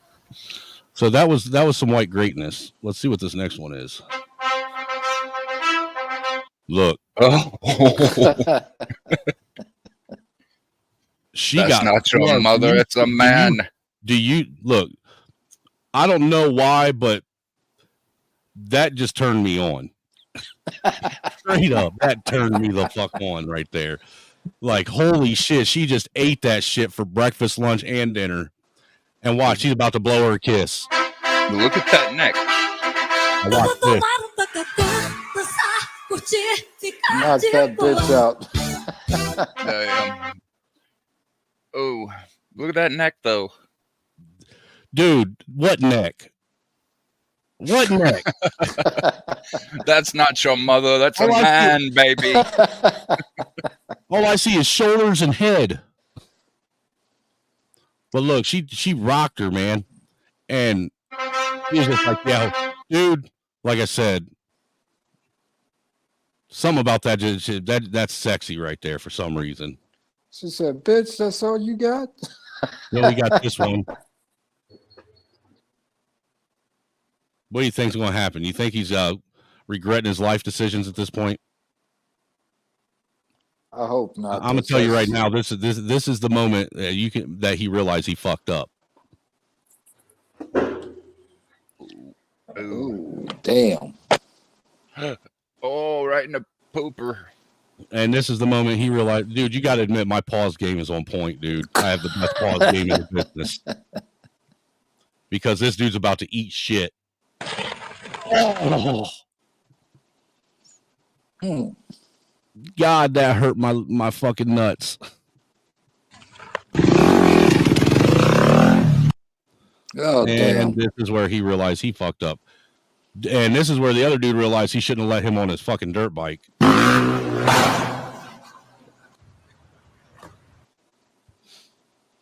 Yeah, I've seen this one before. Look, there becomes a certain point in your life that you become too old for this type of shit, dude. Yeah, I'm just saying, man. You look like you're my age, and you aren't going to catch me with some fucking rollerblades on trying to grind a fucking concrete rail.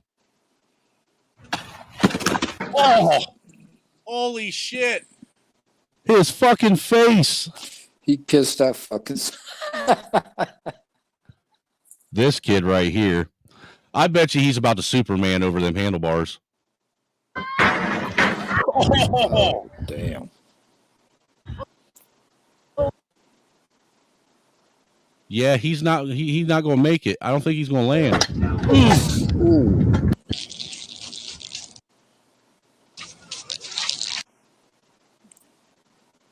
Does he recover? That might be part of his trick right there. You know, the one-handed Superman flip-flop, twist around, double step. Let's see if he taps. That fucking peg went right up his ass.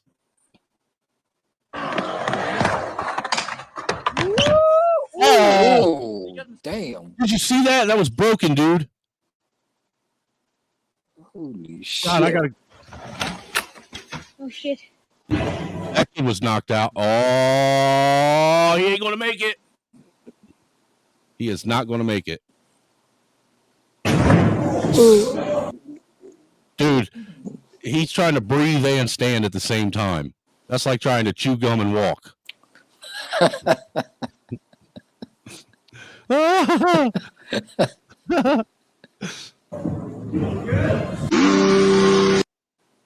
Do you think he recovers?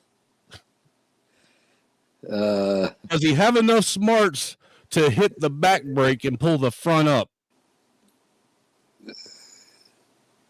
We'll see. Let's go. Nope. Yep. Damn. God, that just looks painful. That looks really fucking painful, man. Woo. What else I got on here? Hey, teacher, believe it. Dude, I can agree with it. Sometimes I'd like to drop my kids off into 1985 just to see how long they make it. I agree with that. I don't think my kids would last long. I promise you, they say you guys were crazy. Yeah. Dude, and I remember doing that, only we'd have like 5 or 6 people lined up on the ground that we were jumping over top of. Well, they'd last longer if you went with them, but you might not make it back. What kills me is that we were able to convince kids to let us fucking try and ramp over top of them. And we were down with that shit too. We're like, yeah, okay, let's do it. Yeah, let's try that shit. My little brother had a compound fracture of his collarbone, popped out of the skin when he tried to jump over a bicycle. He was going really fast, went up the curb, but he was going too fast. So his up didn't happen soon enough, or rather his forward happened too quickly. And he got his crankshaft caught in the crankshaft of the other bike, and it just stopped right there and spun down. And rather than land on his face, he turned a little bit, hit his shoulder, popped his collarbone out. It was like out. Yeah, I tried to kill myself a few times on a bike. Here, we got this. This right here screams white flight.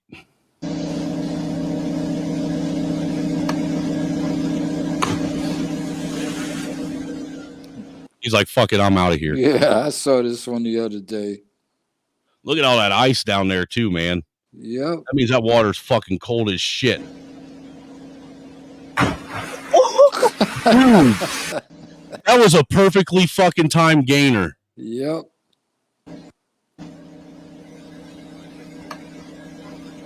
Oh yeah, I saw that. He threw that to break the surface tension. Yeah, I just noticed that's what that was about, man. Dude, imagine how bad his fucking face hurts right now, though, from going head first right into that shit. Because, look, I counted I don't know about you, but I made it to W in the ABCs before he hit the water. And that was what? I think it was 100 feet, something like that. 132 foot. Yeah. And see, the highest I've ever jumped from is like 60 foot, and that took a minute to hit the water. Yep. Because I used to cliff jump and cliff dive too, man. That was one of them dumb things I did as a kid. Well, they say if you fall 90 feet into the water that has its surface tension, it'll kill you, regardless of how you land. Now, I don't know if that's true. If you fall, maybe, but I know a lot of people that have jumped from, well, like he just jumped from 132 foot and didn't die. So technically, wouldn't that be falling? Well, he broke the surface tension with that rock. Oh, okay, I gotcha. Yeah, when the water's flat, it's actually solid. So yeah, it's like hitting the fucking ground. Yep. This right here, man. I showed this the other night. This.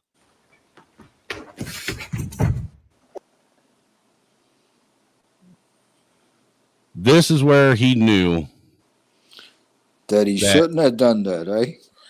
Yeah, that he really, really fucked up. Because, dude, just listen to the sound. Ooh. Do you think I don't think he's getting up. I think that put him to sleep, possibly permanently. This dude might be in a coma now.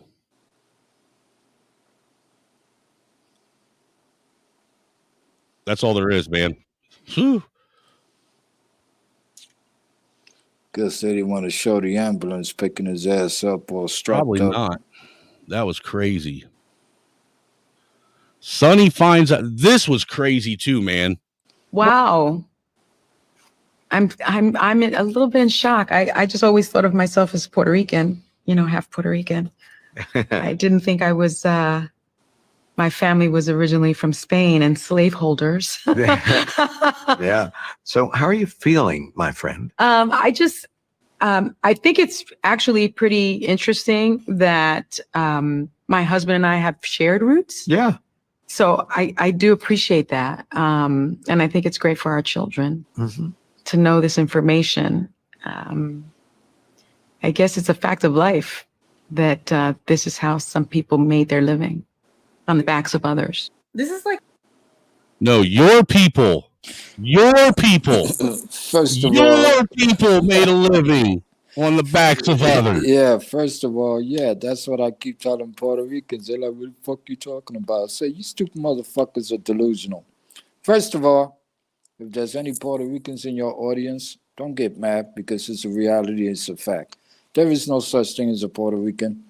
We all came from Spanish descent. Now, were there indigenous people on the island? Of course. You know, the island that our ancestors stole from them. That's a fact. 1898. We wasn't Hey, look, I'll be allowed. honest. You know what, RC? I look forward to more and more folks like her finding out that they are descendants of slave traders. That way I can point out that it's their people that bought and sold blacks. Not mine. It was your people. You know what I tell My people were poor. Hey, Snowman, I told everybody, I said, oh, so you were Spanish, you were the oppressors. I said, no. First of all, you're misinterpreting what I'm saying. First of all, yes, they're my ancestors. Second of all, I'm sorry, I wasn't there. That didn't happen when I was growing up. I wasn't part of that shit, this and that, whatever. Even you guys are claiming that I'm a Puerto Rican today, even though that's not factual. But then again, go ahead. Ain't nobody today and Negro tomorrow. I ain't feeling guilty of some shit that some other motherfuckers did 300-400 years ago. Get the fuck out of my face. Why should you? You know? Fuck out of here. And nor am I.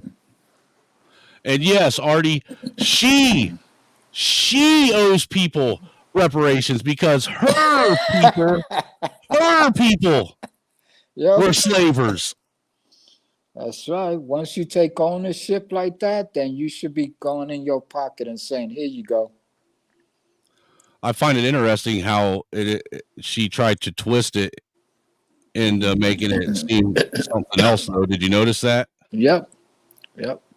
She still tried to twist it into the white oppressor. Why should I feel embarrassed about something I had nothing to do with at right. all? Fuck out of here. Shit is stupid. I agree. The race grifter owes reparations.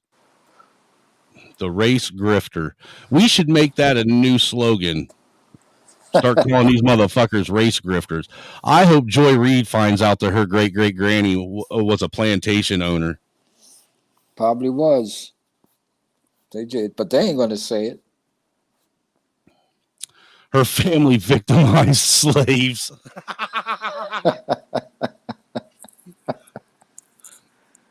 Oh shit. Oh. So to that point, she was a proud Puerto Rican, right? But why? She thought that everybody was Puerto Rican there going, 400 or 500 years? And that's what tells me, again, we don't research. We don't know our own fucking ancestors, but yet we want to jump on somebody else's bandwagon. Shut the fuck up. You know what I'm saying? You know what, RC, every time I hear one of these blackety blacks find out that they're, descendants of slave traders, they're going to get this. What's up, you big king coon? You were a coon and didn't even know it. I've wondered sometimes if Kamala Harris's ancestors or Nikki Haley's ancestors were slave owners in the Ottoman Empire. Yep. Or maybe they were slaves. Who knows? Because the Ottoman Empire enslaved people from all races and brought them all to the Mediterranean. And the Ottoman Empire fought in World War II also. Yep, and they lasted until the 1920s. They still had slaves.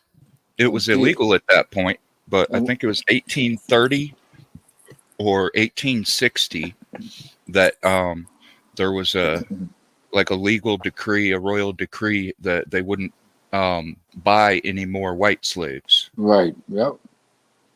That's what happened first. And the shit is, if you ask anybody in the ghetto, they swear that was an ancient time, and I'm looking at them. I'm like, holy shit. I said, for real, man? Yeah, but it's Turkey today. I said, no, but the empire still exists in World War II. No, that's bullshit. This and that. I'm like, okay, I'm done talking with you too, bro. Have a nice day. You know what I mean? Yeah. This shit is amazing.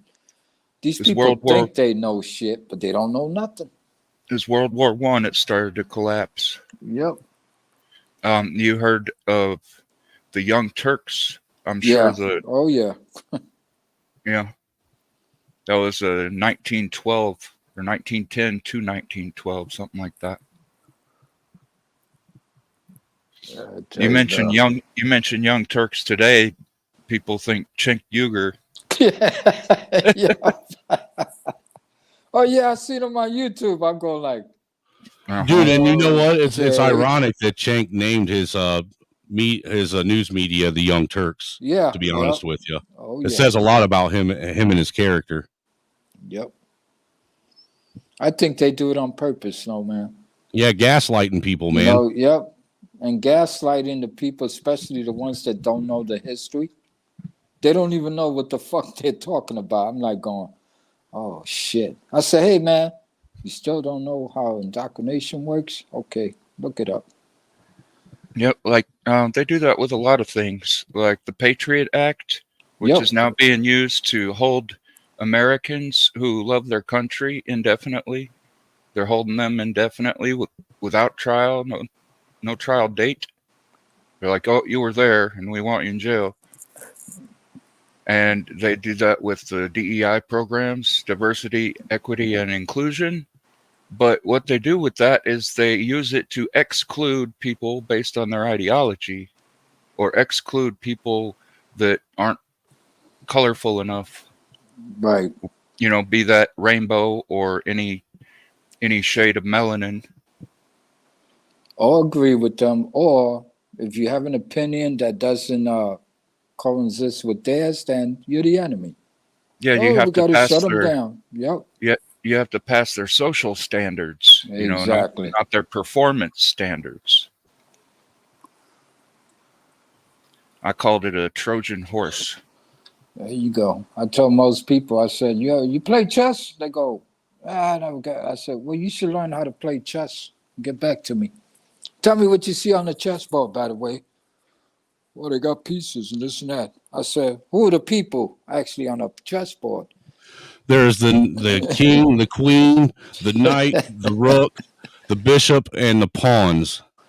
The pawns. There you go. Those are the people. And the whole front row of pawns is in front of all of the what you would consider hierarchy. They are the human shields. Exactly. For the elite. I like to call them the indoctrinated ones. They're do all cannon the dirty fodder. work. Cannon Yep. fodder. That's all they are. Yep. That's right. People say, you get that from a chess game? I said, yeah, fool. That's how they developed the chess game. It's a game of art. It's a game of war. Chess it's was a game developed. of power. Yeah, chess was actually a game developed to actually figure out how you were going to go to war and battle against other nations. Yep. Exactly. And at one point, weren't there some battles that were actually fought out on the chessboard? Exactly. Yep. Without any blood being spilt. There you go. Yep. It'd be nice to get back to that. But because the pieces are white and black, chess was designed to represent white supremacy because the white always goes first. And, we didn't have racism until the white man invented it. It was invented to hold up and groom people into imperialist ideology. And, you know, I'm sure there's rumors out there. I haven't heard any. I haven't heard any about it. Fuck the white man.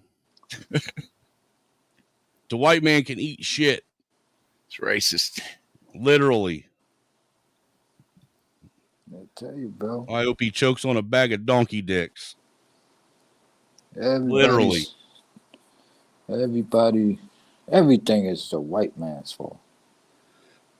We got a lot of Yemenis in New York City for the last 25, 30 years. They've been pouring in here like fucking flies. They own all the fucking bodegas now in New York City, but only in the poor neighborhoods. And I told them, welcome to America. I said, you're the new economic slaves. And they go, what? What are you talking about? I said, look at what you at. And they look at our people and they go, what's wrong with your people? And I look at them, I said, what's wrong with your son? The guy goes, why are you bringing up my son? I said, dude, bro, I don't know if you noticed, you're Yemenis, correct? Retarded. Yeah. He goes, my son is Yemenis. Well, so what's the problem? I said, I don't think you noticed that your son is starting to dress like us. Oh, no way, he wears clothes? No, you're missing my point. This is the ghetto. He's becoming ghettofied. Yeah, your son is walking around with sneakers with the shoelaces hanging out to the side. Your son is wearing his pants below his waistline. You notice that? Your son is assimilating to ghetto culture. There you go. And there he goes. Oh, shit. He's like, shit. Yeah, he actually thanked me. And I said, and again, what's the difference? There is no difference. And then I asked him the next question, and he tried to bullshit me. I said, you have blacks in Yemen? He goes, no. I said, you also have ghettos where there's only blacks. And he tried to lie to me. And I already had the proof on my phone. I said, what's that, motherfucker? And he looked at it and he just smiled. And he says, wow, well, how you know about, a lot was going on? I said, because it's called research, my man. I said, you should have researched when you came here because I know you don't like a lot of the people here. Yeah, but some of your people get over this and that. You're not. You're a man and you're a gentleman. You're one of the good black people. Yeah. And I told him, I said, now, all of us ain't like that, right? But to say that this don't exist, like this kind of shit don't exist in your country, you're lying. And I know you're lying. And I didn't have to research to figure out you are lying. Because this shit happens all over the world. Slavery is all over the world. It still exists in the Middle East, by the way. You know that. Don't hand me that shit. Oh, yeah.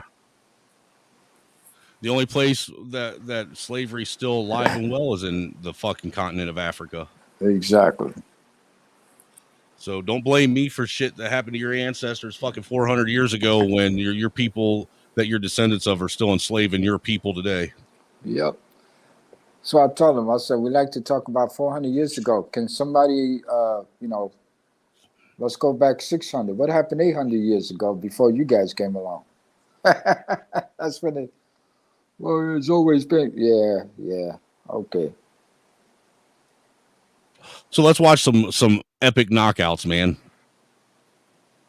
Go for it. Did you catch that? He caught him with the sweep, and boom! Oh, knee right to the forehead. Damn. That's tricky and smooth. That's like looking at Duran. Oh, I'm sorry. I didn't mean to kick you. Did you see that? Yep. Watch. Oh, shit. How did he knock him out? Oh, dude. Shit. Ooh. Ooh. He hit him 3 more times after he knocked his ass out. And look, he's seizing out right now. Oh, he's looking at the lights.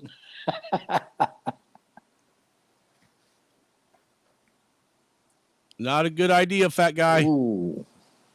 He said peace. Good night. What Damn. the fuck was that? That was a delayed reaction to a knockout? His whole body went to. That was weird. Ooh. Isn't that Tommy Gunn? Yeah. Yeah, it is Tommy Gunn. That was when he stopped boxing because he got fucking wrecked in that fight. Didn't he? And actually, didn't Tommy Gunn get fucking barred by the WBL because he ended up contracting HIV? Yeah, he sure did. Yep. And it was early on in his career. I don't know what this guy's doing. He must be getting ready to fall because he looks like he's about to take a shit. Did you see that last one? Pop. Damn. He's like, that guy. Yep, he's out. He went straight to bed. He knocked himself out. That dude knocked his fucking self out, man. Imagine that, man. put all that time and effort and training in just to go out there and knock yourself out within the first within the first round. 22 seconds left to go. His mom's out there front and center. He's like, hey, look what I can do.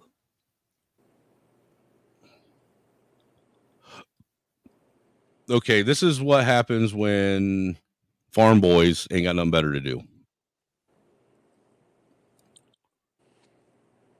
Dude, was that his tooth?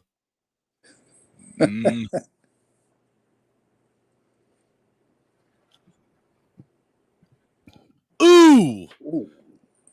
That motherfucker just pulled a fucking King move off of Tekken, because that's how King kicks. Oh, yeah, it is. Straight like that.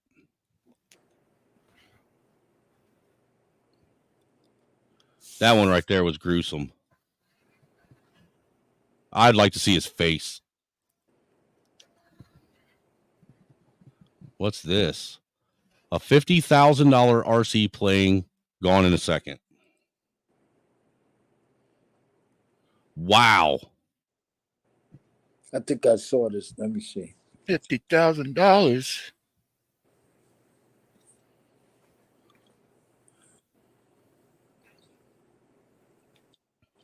I plan on getting a remote control airplane here soon. He tried to lift too quickly.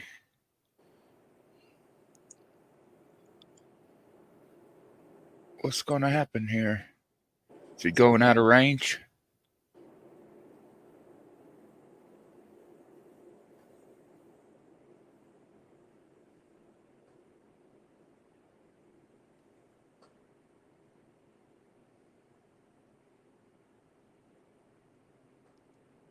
Oh, he got scared.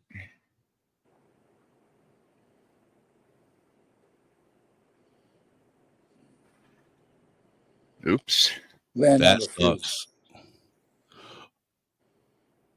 Oh, that's got to blow. That's what I thought was going to happen to the first one, because he tried to take off a little too early. And that's what happened with that jet. He tried taking off too early.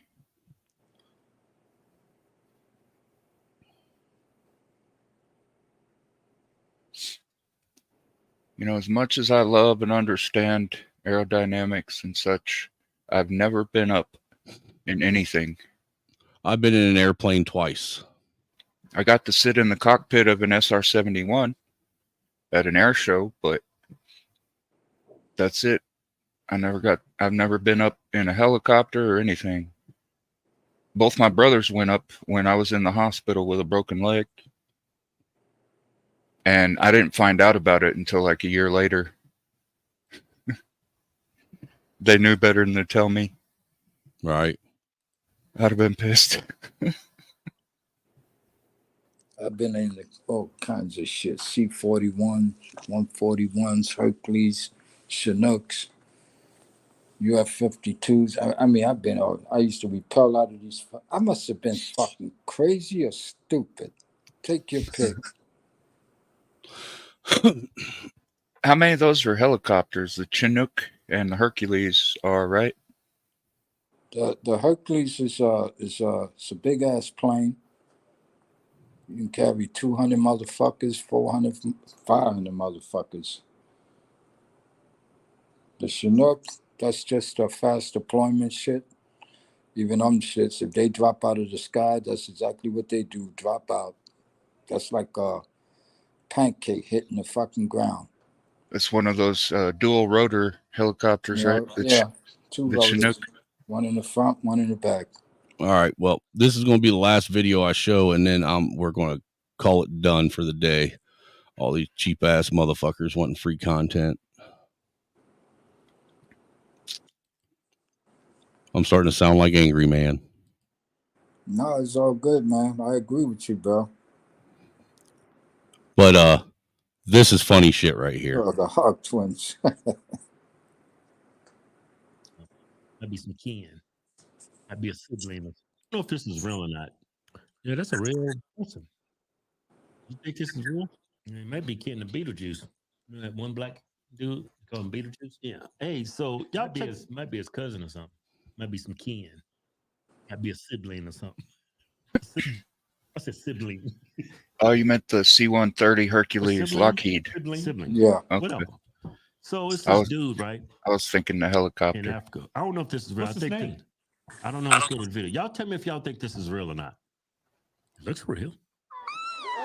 Have you ever seen a monkey child? This strange looking What the boy fuck? is called Monkey Boy. He is only 10 years old, but he has special abilities that humans don't have. He can make strange sounds like a monkey. That doesn't mean he's a monkey. Yeah, I seen that years ago on a documentary. Say it again. Why? He's like, have you ever seen a monkey child? No. No. Say that again. Have you ever seen a monkey child? This strange Monkey looking child. boy is called Monkey Boy. He is only 10 years old, but he has special abilities that humans don't have. He can make strange sounds like a monkey. Well, he said he can do strange things that typical people can't do. A lot of people can make monkey sounds. Yeah, I can make sounds of a monkey. They don't make me Can? special. Do it. Uh-huh.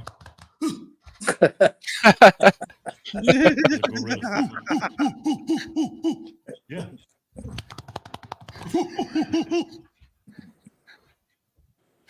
No, but he did like a high picture of a monkey. Let's listen to it again and see if I can do it. I got special powers too. Have you ever seen a monkey All right, child? cut him off. This strange. I'm gonna try it. That was closer. No, you can't do it, man. Can you do it? No. He's got some kind of condition, dwarfism or something.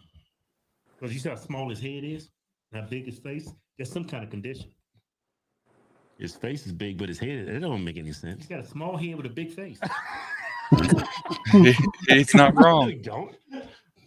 There's not a whole lot of brain up there. Shoving up that head. Yeah, he's got a small head with a big face, and his ears are very high.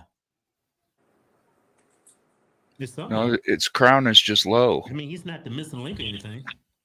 He just If his crown were higher. He's even got the protruding like got a big head to match it. eyebrow part of his cranium.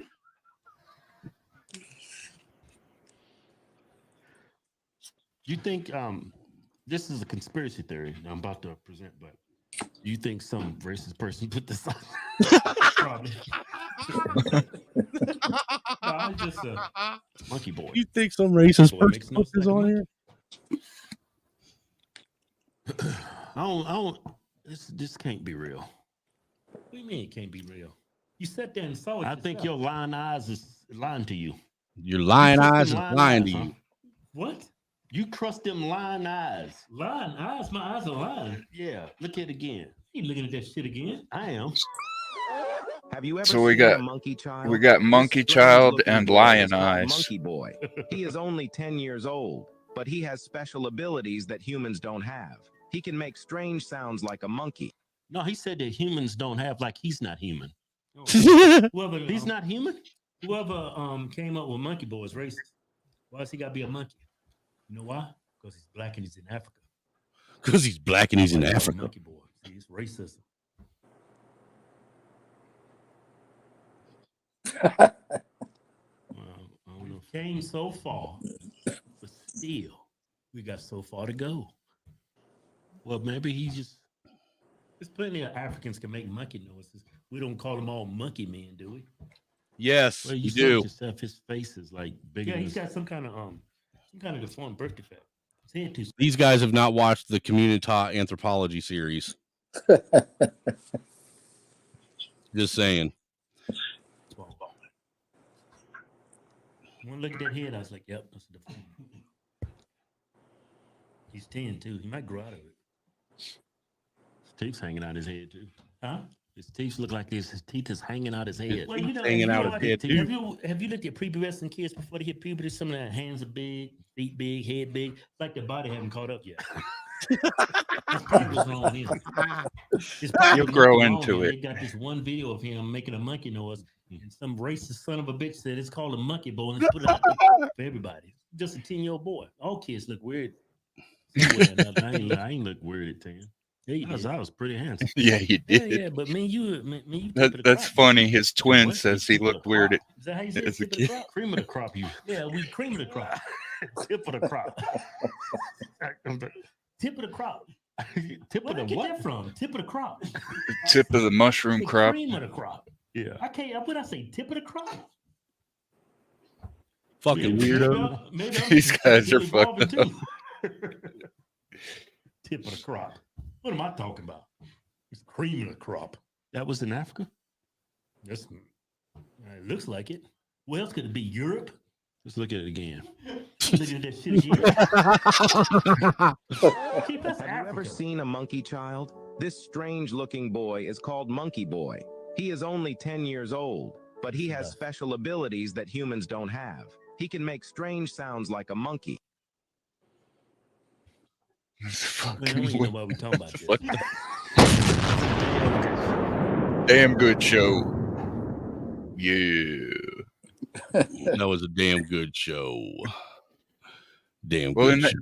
in the interest of Monkey Boys and Lion Eyes, I pulled up this short that I'm sure everybody would enjoy watching. If you haven't seen it yet, this is funny shit, man. This is why we need to improve education in America. This is literally the last clip because I have got no donos tonight and I'm working on 4 hours. Literally the last clip. All right. I'm really about to show y'all why we need to move out of America. Look at this. They're selling lion chops. Yeah, I've seen this. They're taking exotic animals and cutting them up and putting them in our local grocery stores. Look, I'm in Safeway. They're putting lion meat in the fucking grocery stores. Lion meat. Lion meat. Yeah, I've seen that. That's pretty sad that that's where we're at today. Reading is very important, people. Reading is not racist, and neither is math. Stay Right. in school. Don't do drugs. Don't do drugs. And don't Or you might- invent any new drugs. Yeah. But yeah, well, I guess we'll call her, wrap it up and call her a night. I appreciate you fellows coming up and joining the panel with me. Yeah, thanks for having me, man. Yeah, go ahead, man. You guys got the floor for a couple minutes. Say what you got to say. Well, that was my last little bit. Y'all take it easy. Yeah, Thanks for likewise, having me, man. Snowman. You Later, know, RC. man. I really got nothing to say, but anyway, thanks for having me, and Hey. do what you do best, brother. I appreciate it. Appreciate Hey, you. I appreciate you too, sir. You have a good one, my guy. You too. Take care. Yes, sir. And with that, we've come to the close of the show. Yeah, it was a good show, I think. But we're gonna call it the end of the day. We'll see what we can get in tomorrow. Maybe maybe I'll find something to talk about tomorrow. See if we can't find something to piss people off with. But that being said, it's time to get out of here. Deuces. Sign a petition to abolish the 19th Amendment in order to end women's suffrage? Sure. Oh my God, thank you so much. Here you go. Fuck women's suffrage. Fuck, yeah. You know, it's literally the cause of so many of the oppressive systems that, and this is your address for validity, it's, you know, we're about to go to war with Iran, you know, and it has so much to do with women's suffrage, especially even in Ukraine and like the food insecurity that we're dealing with. So thank you so much for doing that. Give me your money, bitch. Oh, calm down, bro. You calm down. Just hurry up. Are you a black guy? Are you serious? What? What? Just because I'm robbing you mean I'm black? Well, I mean, Why would you think that? I don't know, maybe because you're robbing me and you're black? How you know I wasn't a white guy? Because, bro, you talk black. Excuse me? Talk black. Sorry. I mean, talk African American. I didn't know black was a language. Look, man, I didn't mean to offend you, okay? I was nervous. How would you feel if I just assumed you was a gardener? I am a gardener. How would you feel if I assumed you was in a mariachi band? I'd be fine with it. I love mariachi. How would you feel if I assumed you was illegal? Oh, okay. Calm down. That's too far. Who you been talking to? Doesn't feel too good, does it? Okay, well, how would you feel if I assumed you need to pay child support? How would you feel if I assumed all you did was get drunk and watch soccer? How would you feel if I assumed you only eat chicken and watermelon? How would you feel if I assumed you only eat tacos and fajitas? Well, how would you... Damn, I could really go for a taco right now, actually. Hey, actually, I could do the same. There's actually an amazing taco truck down the street. Oh, really? I gotta check that out. You probably won't like it, though, because they don't have grape soda. You know the difference between a Hispanic and a stoner? What? Stoners have papers. You know the difference between a black father and a boomerang? What's that? Boomerang comes back. What's your favorite? You're awful. Me? I'm awful? Oh, yeah? How am I awful? Playing my video. Inviting me on the show. You just wanted to make fun of me. You're just like the rest of them. You don't know the first thing about me, pal. Look what happened because of what you did, what it led to. There were riots out there. 2 policemen are in critical condition. You're laughing. You're laughing. Someone was killed today because of what you did. I know. How about another joke, Murray? No, I think we've had enough of your jokes. What do you get? I don't think so. When you cross a mentally ill loner with a society that abandons him and treats him like trash. Call the police, I'll tell you what you get. Call the police. You get what you fucking deserve.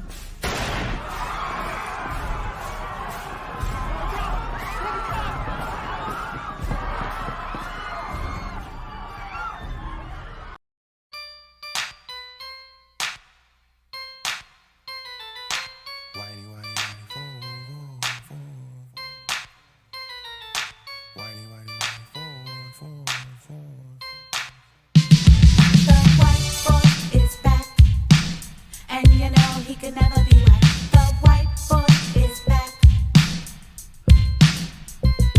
The white boy is back. With this foot up in your ass crack. The white boy is back. Cause you know he's the white boy. The white boy is back. And you know that he never smoked crack. The white boy is back. Cause you know he's the white boy. And real quick before I leave, shout out to RC for that last minute end of the show 20 ball that he sent me. Greatly appreciated, sir. Greatly appreciated. This is for you. And then we're out of here. Here comes the money. Here we go. Money talk. Here comes the money. Money, money, money, money, money.